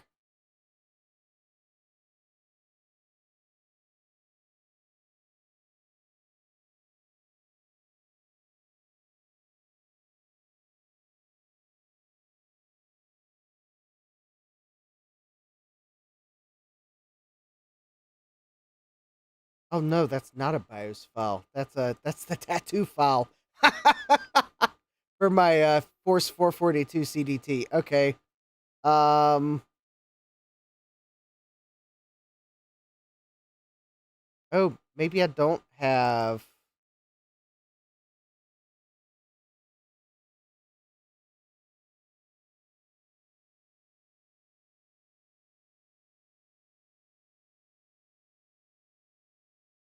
Oh, maybe I don't have the BIOS that I thought I did. Oh, hey Dave, welcome. I'm running Mem test on a Packard Bell. I'm also trying to find a different BIOS update than the one Retrotech Chris recently used.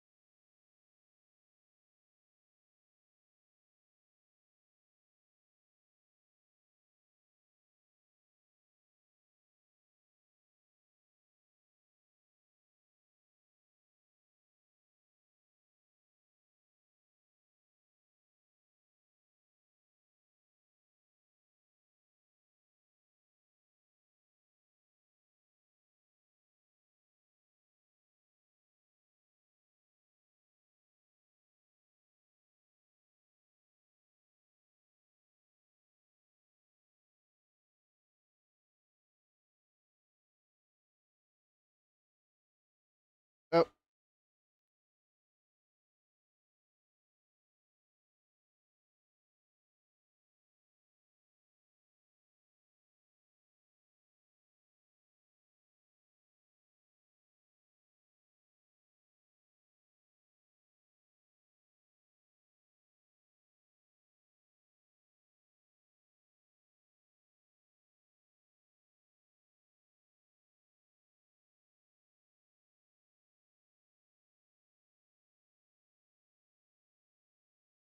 hold please. I'm trying to download the file linked on the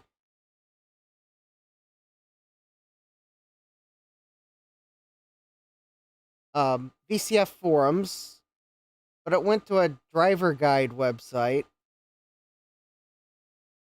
which I'm not sure I'm actually going to get what I want. No, I don't want that. I want the file, the zip file, not your updater.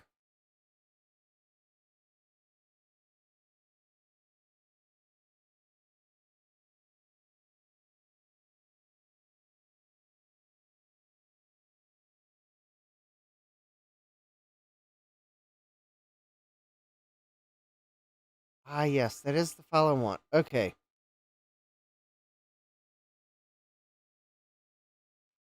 Like one of those sites that I think you can actually download just the file if you can find the correct download link among the 14,000 download links on the page.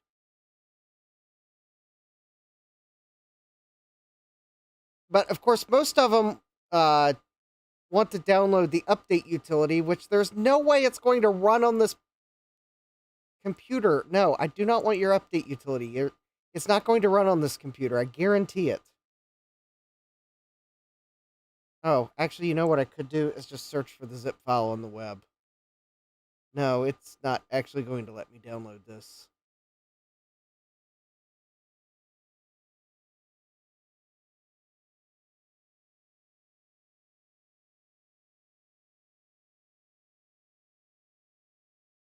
The odd thing is they let me see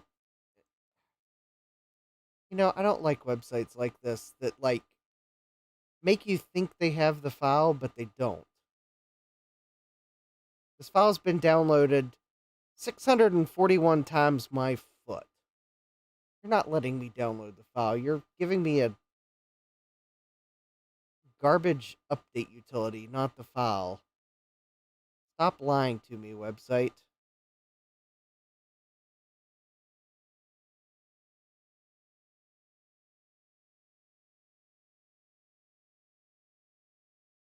Alright, did someone think to attach this on the VCF forums?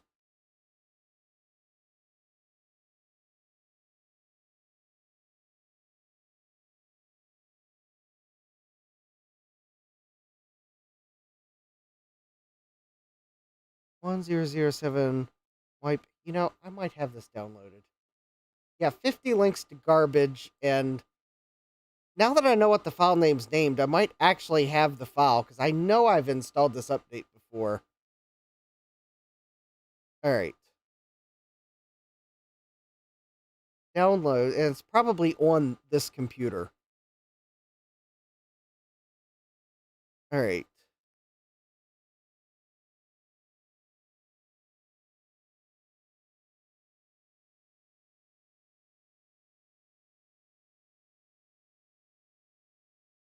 Oh yeah, because I got the entire disk image set for restoring one of these Packard Bells. Okay.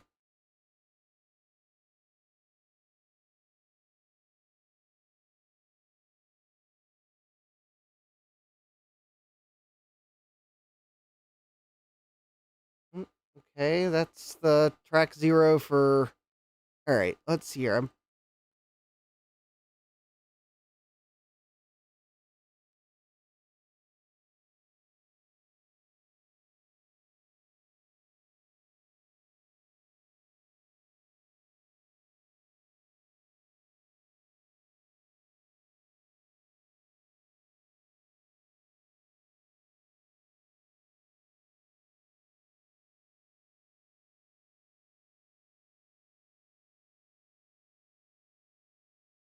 Alright, let's do a two-pronged approach. Let me search the web for this file name. No. That is... I want to search with DuckDuckGo. I do not want to go to that website. That is not a...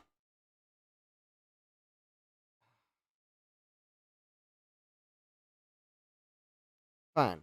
Alright, DuckDuckGo, if you're not going to play ball, I will search Google. Alright.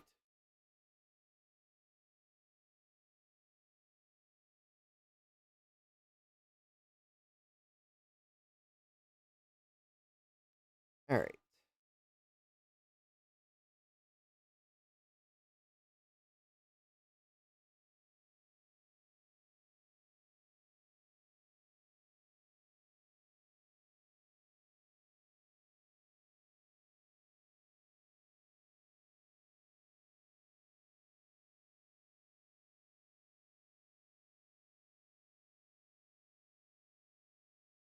Alright. Hold... Oh, actually,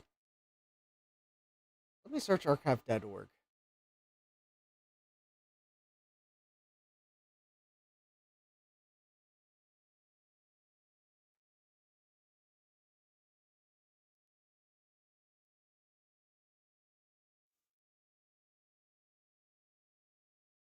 I know I've installed this BIOS.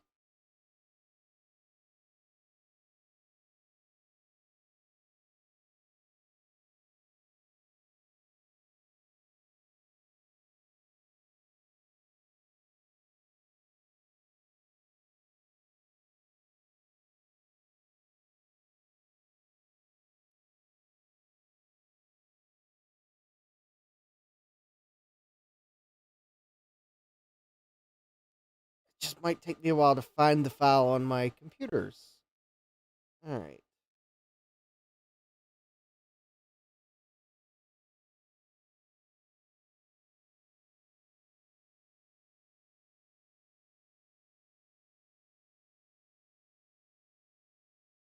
Alright, so let's go back to... What? I don't know, maybe the year 2000.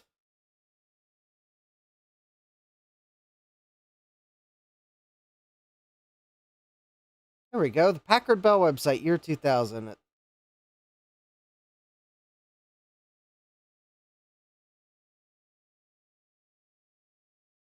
See if by chance archive.org archived the BIOS updates. Let's see here. Downloads. Motherboard BIOS updates and utilities.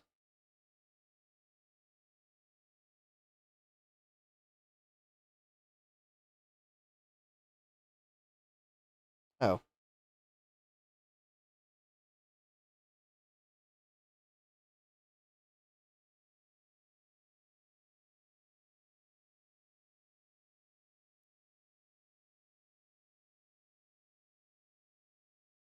This is promising.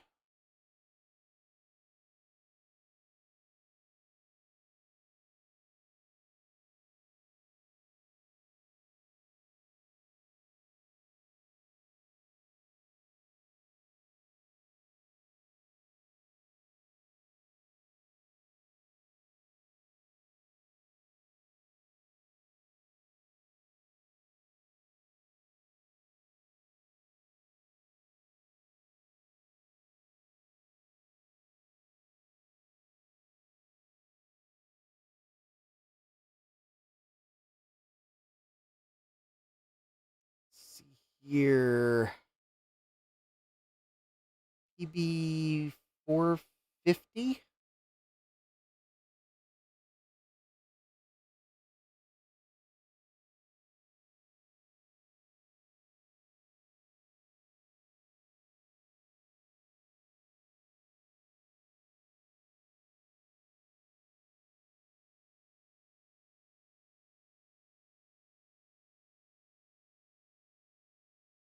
No, I'm looking for different one. All right. Yeah, I'm looking on the archive Packard Bell website and trying to decipher what they got. And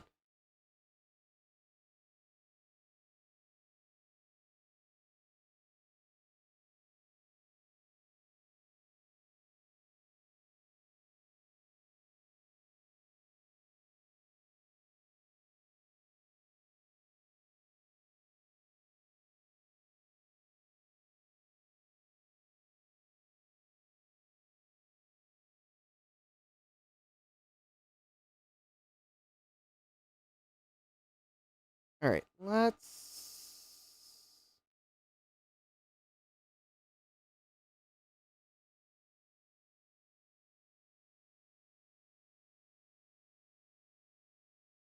All right. Well, we're still running mem test. Okay.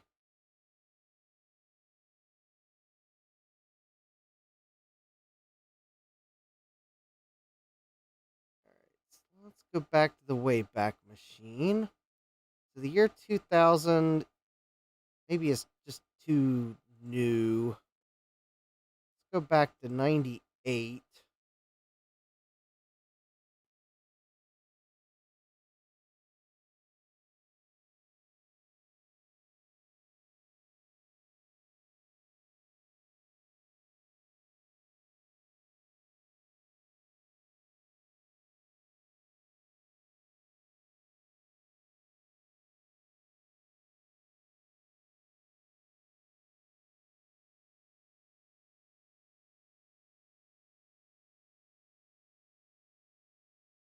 Files and patches. Motherboard BIOS updates. Let's see. See if the 98 website will actually have more BIOSes listed. The year 2000 website. Oh, Wayback Machine has not archived that URL. All right.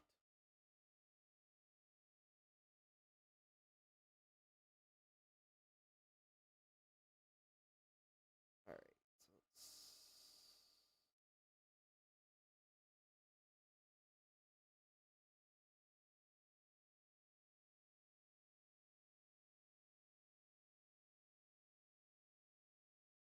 This is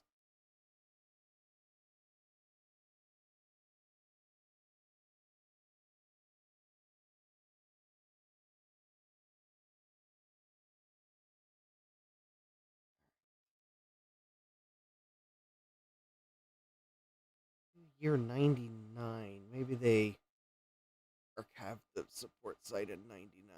All right. Service and support.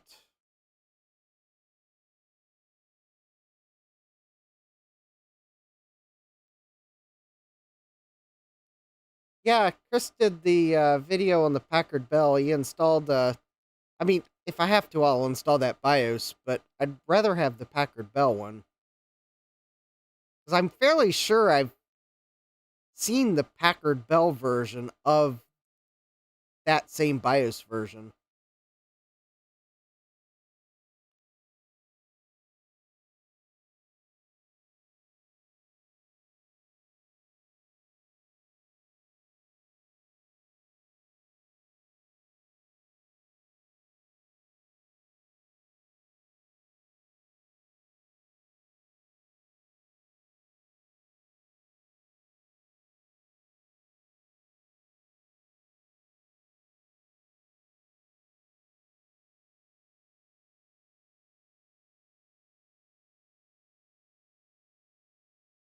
It's just the question is where have I stashed it?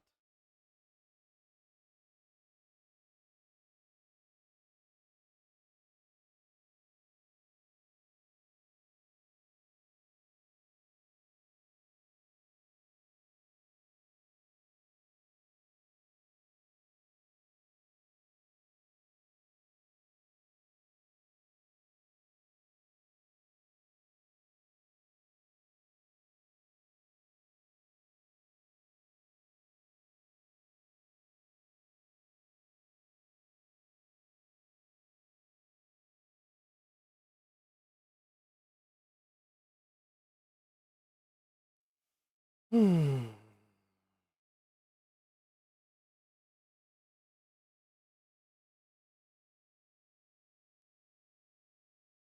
I should just go to 97 archive.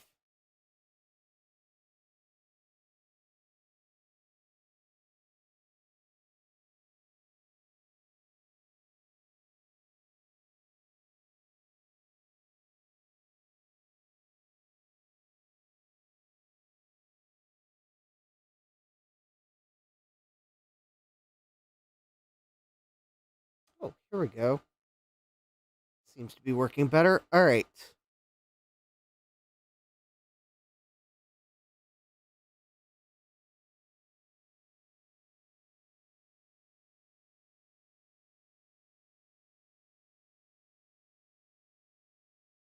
Oh man, I found the file on the. I found where the file was available for download on Packard Bell's website, but archive.org did not archive the file.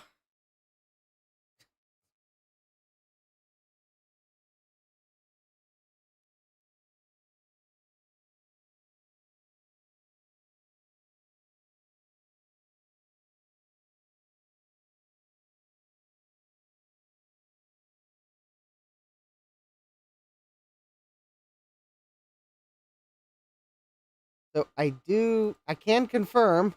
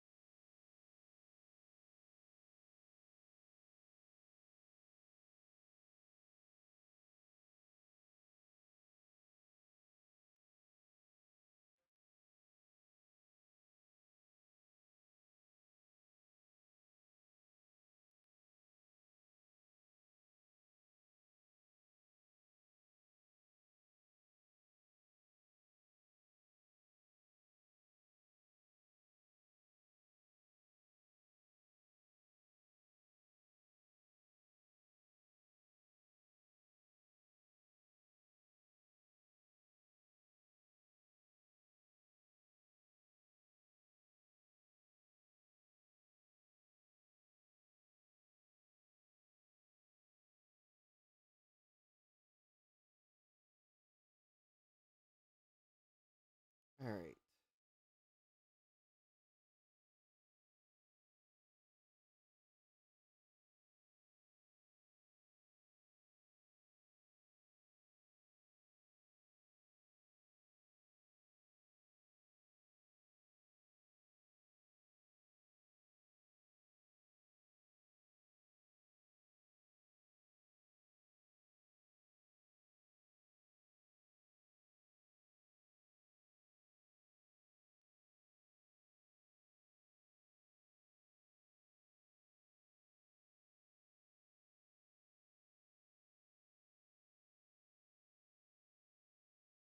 Alright, this website does not have the file.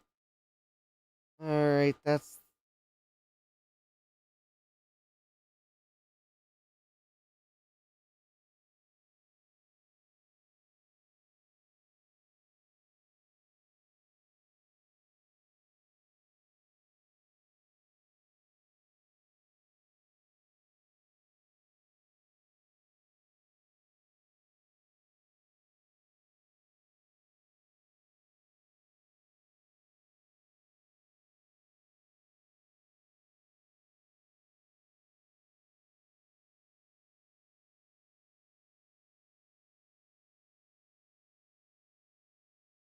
I think I just found the BIOS file.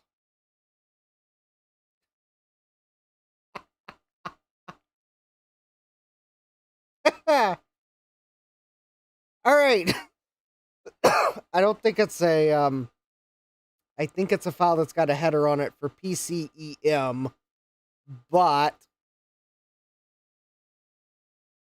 I think it might actually be the Packard Bell BIOS for the computer, and if I just figure out how to remove the header from the file...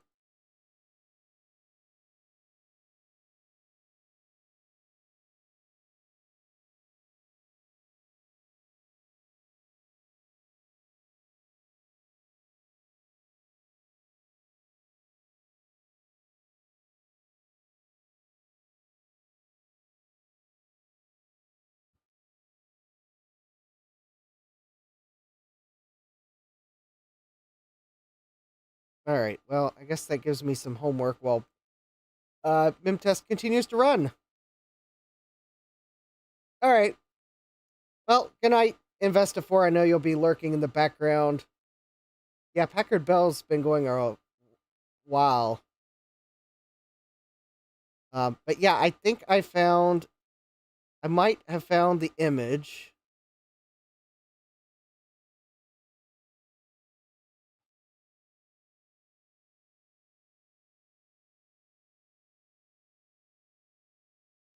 But it looks like it's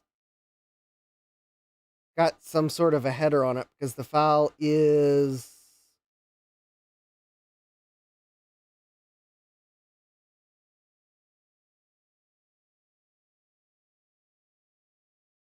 Yeah, the file is not the correct size. We... Alright, let's see here if I can get the...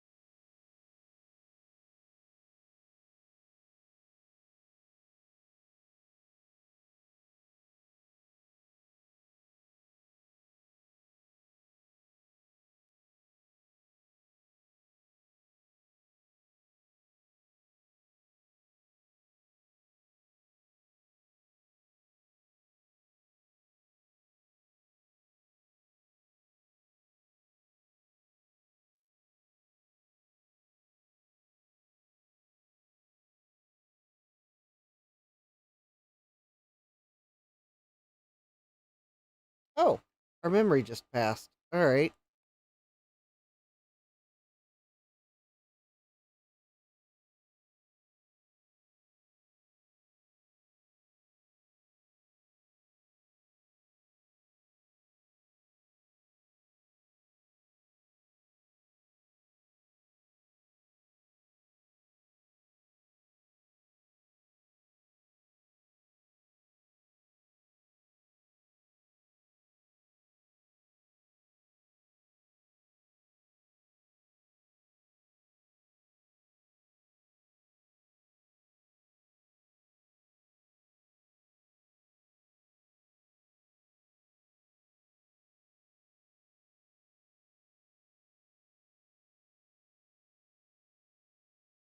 All right. Let's see here.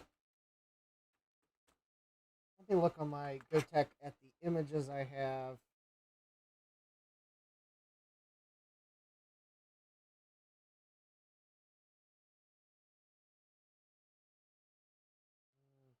Packard Bell recovery. That's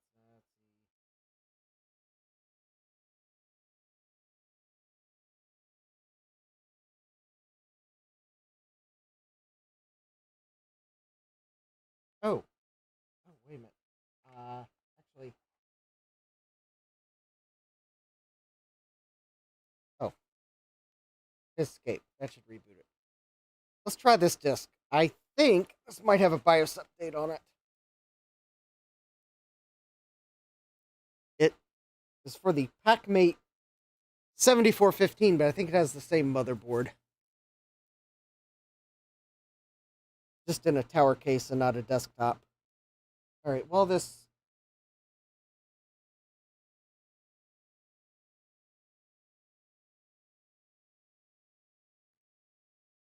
Boot. Let me see if I can find my tub of video RAM chips.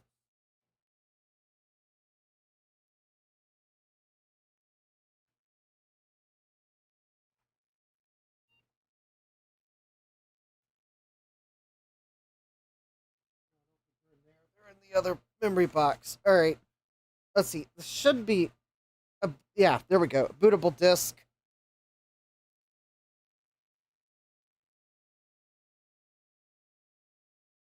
I think I'll know if it's right or not when we boot. And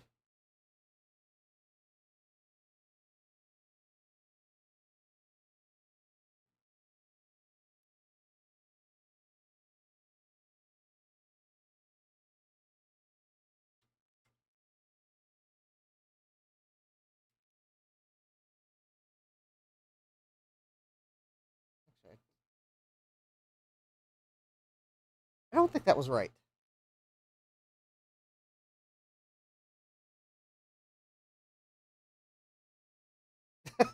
Investor forgot to eat in all this live stream excitement. Oh yeah.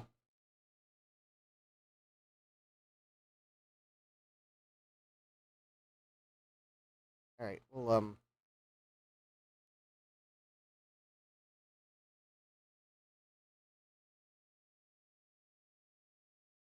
oh, that's right. I think there might be a switch on these to like right protect the BIOS. I'm also gonna skip the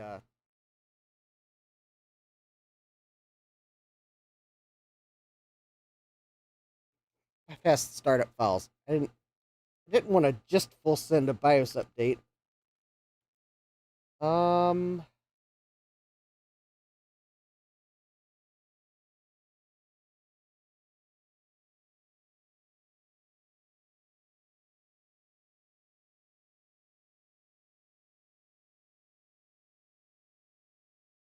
that doesn't look right. I don't think this is for the.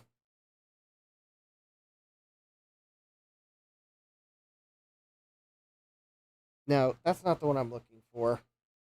I think that's why it failed so quickly. That's actually for the wrong.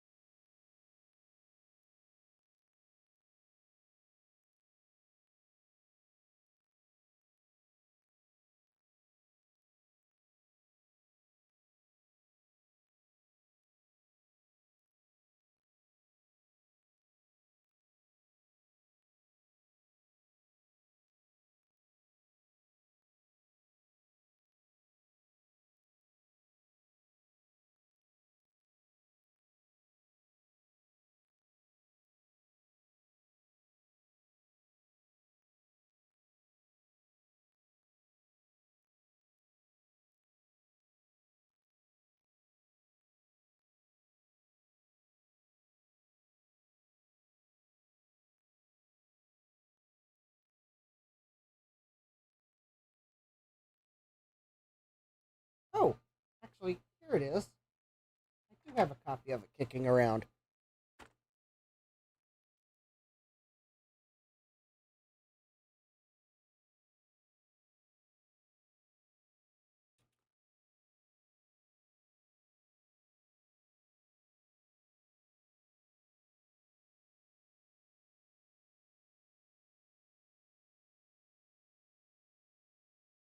Wait a minute. No, those files don't look right. Readme.ibm. Hold on.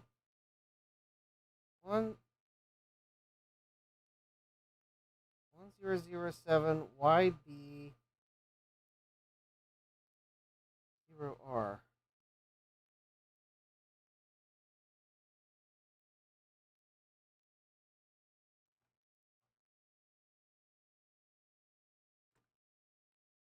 And yet,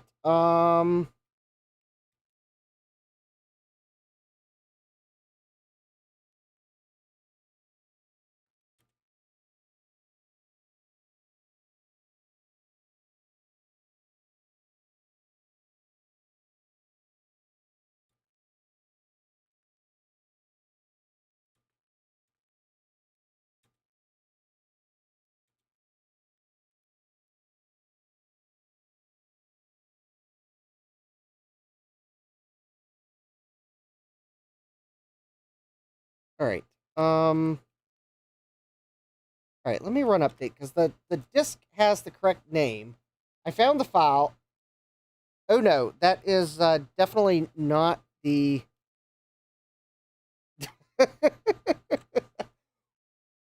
Okay, that is definitely not the correct BIOS update, even though the disk has the name making me think it was.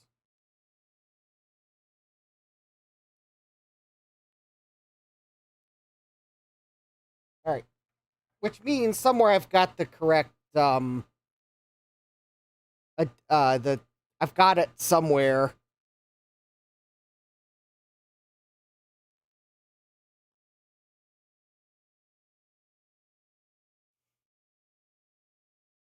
I just have to find the original disk image.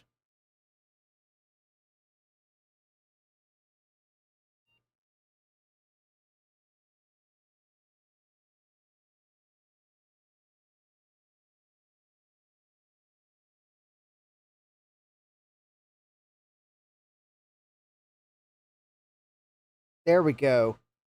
There we go. I got it. Here it is. I've got it. Yeah, here we go.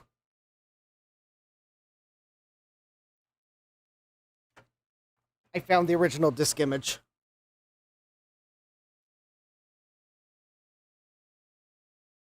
I know what I did. The reason why there was an IBM BIOS update on that disk image is because I probably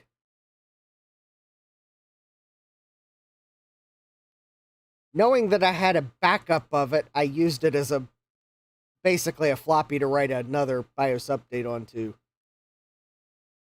All right.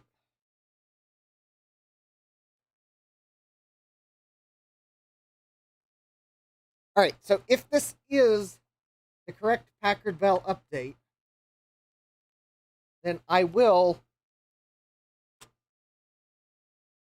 submit it to the RetroWeb. I will also send it to RetroTech Chris. He might like the Packard Bell splash on his Packard Bell.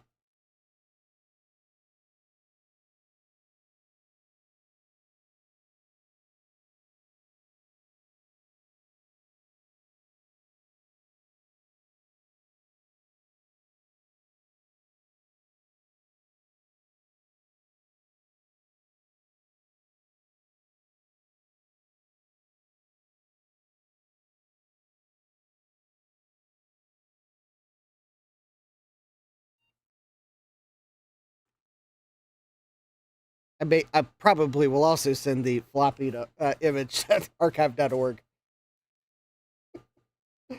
All right. All right. Yep. That definitely. Oh, whoop! I booted off the wrong image. All right. Well, that's fine. Um,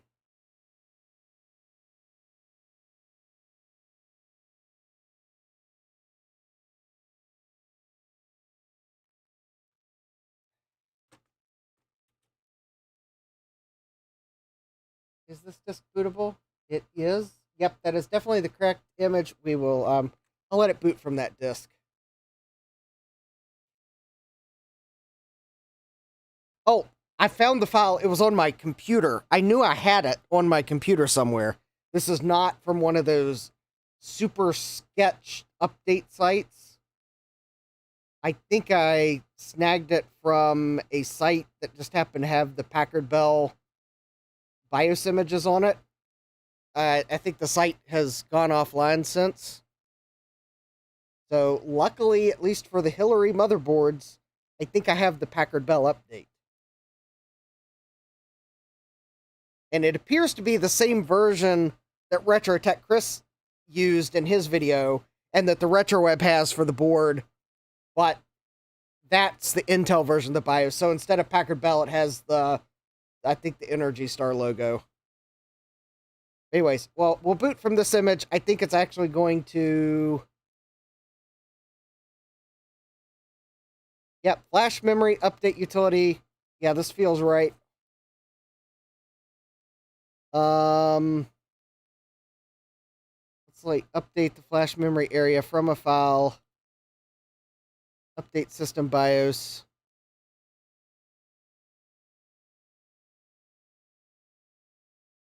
Oh, actually, let's save the flash memory area to a file.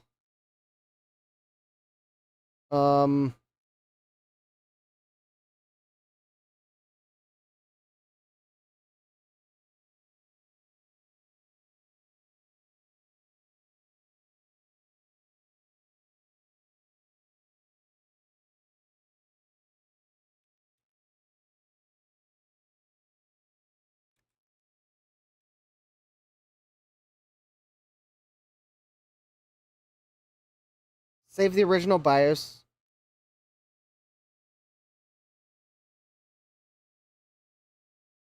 All right, there we go. So we've got it. So we'll update system BIOS to 1007. That is the latest version. There we go. Data image title Hillary release 7.0 from 9/12/95. Yep, that does look correct.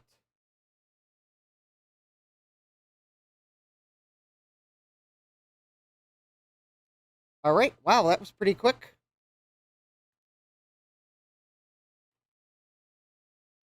Huzzah! Look at... Hey, wow, look at that. That was so much faster. Wow, that BIOS so much faster. All right, I didn't mean to boot from this disk, but that's how fast that's how fast it went through boot.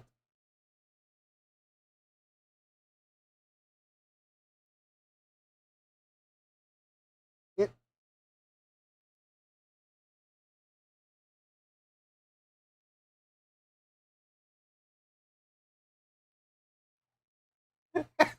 I mean, you all remember how slow it was booting before.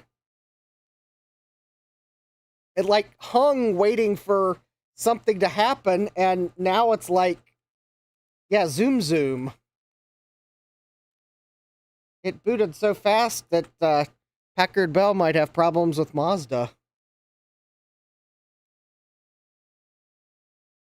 All right, and then the time because I've got a clock battery in here now, so I can set this 18, 28. That's close enough. All right, floppy options. Yep, that's good. Oh, it is auto configure. Boot options. Okay, that's weird. Let me do this. Set up defaults.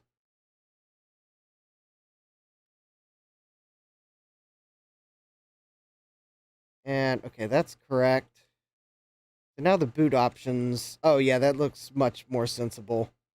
System cache enabled, not that there's any cache installed. Boot speed turbo. Numlock on. Setup prompt enabled.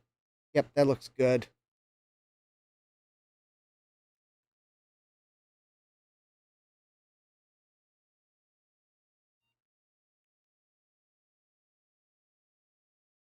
All right, so let me copy. Before I forget, let me copy the.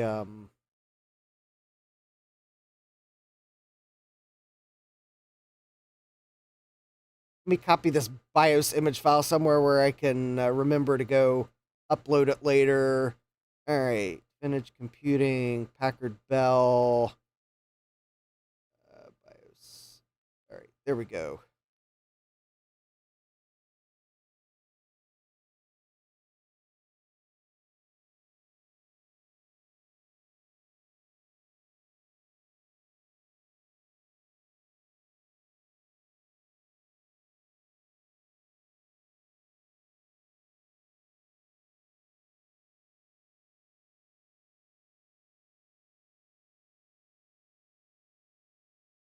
All right, I will. There we go. We got BIOS update, 80 megs of RAM. So now it's just a matter of picking a hard drive for installing, but I'm going to leave that for December. So, yeah, I think that's about, partly because it's cold in the basement and my feet are cold. Oh, yeah, because it's 57.9 degrees down here. No wonder. I think that's about where I'm going to call the stream for tonight. So, because this sets us up for a good spot for December to actually install operating systems on this computer. So, we've got a Pack-Mate 3987 CD. Someone's upgraded to a 133 megahertz processor, which is the fastest it'll support without using an overdrive. Oh, I don't know where my video RAM chips are, so I'll have to find those. But we'll have to be running Windows to test them. We got 80 megs of RAM. It should all be EDO, so very nice. We've updated the system BIOS. We've installed a new coin cell battery, and we basically got it ready so I can put a new hard drive in, and we do a OS restore or just a fresh install. So yeah, Thomas Armstrong says, good stream, time for more turkey. Awesome. Investor says, I made it till the end. All right. Oh, I got a heater. I just don't have it set up where I can run it right now. So, yeah, this weekend I'll remove the obstacles to running heaters because we're into December, December is like 2 days, 3 days away. Yeah, 3 days away, and I'm going to need heat next week for streaming. I just didn't have time to set it up today. So anyways, yeah, we got a lot done. Explored this cool system. The Pack-Mate 3987 CD with the designer color panels in red, or is the color, it said off red. It's not like a true red, but it looks pretty good. Thomas Armstrong says extension cords and oil heaters. I've got a space heater. I just gotta make some room for it behind me. Which means I'm gonna have to move some stuff. Investor says it's 5 to 8 degrees C here, 0 to 3 C at night, 19 to 22 inside over here. I'd have to convert to Celsius, which I'm too cold to do that right now. But anyways, this is great. I think we got to a good spot on this system, and I think by running it, the fans have kind of sorted themselves out. So, all right, with that, I'm going to let you all get back to your day. I know there's some streamers that sometimes do Friday evening streams, or just catch up on YouTube, or catch up with a friend. I just wanted to explore this computer for a little while before the month ended. We've done that, and it's ready for December. So this computer will make an appearance again next month. Yep. Good night, Thomas. So with that, Thomas says they're putting salt on the roads. Catch you later, Sad Mac. So with that, hope you all have a great rest of your day. Live streams next week are Tuesday and Thursday, as far as I know right now. Yep, take care, invest it. Yeah, so smash that like button, subscribe, and turn on notifications if you're not already.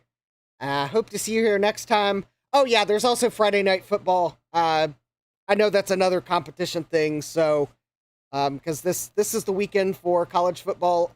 There a lot of rivals play this weekend, so I also didn't want to compete with college football because, you know, I might go watch a game myself. So with that, I hope you all have a great rest of your day. Hope to see you here next time. Take care, and God bless. Computerized Start is brought to you by my awesome patrons on Patreon and by your tips and memberships on Ko-fi. These and other channel supporters make my live streams possible. You too can become a channel supporter with tiers starting at just $1. Don't forget to smash that like button. And if you've liked what you've seen, subscribe and turn on notifications so that you don't miss the next video or live stream. And as always, thank you for all your support. I hope to see you next time. And until then, take care.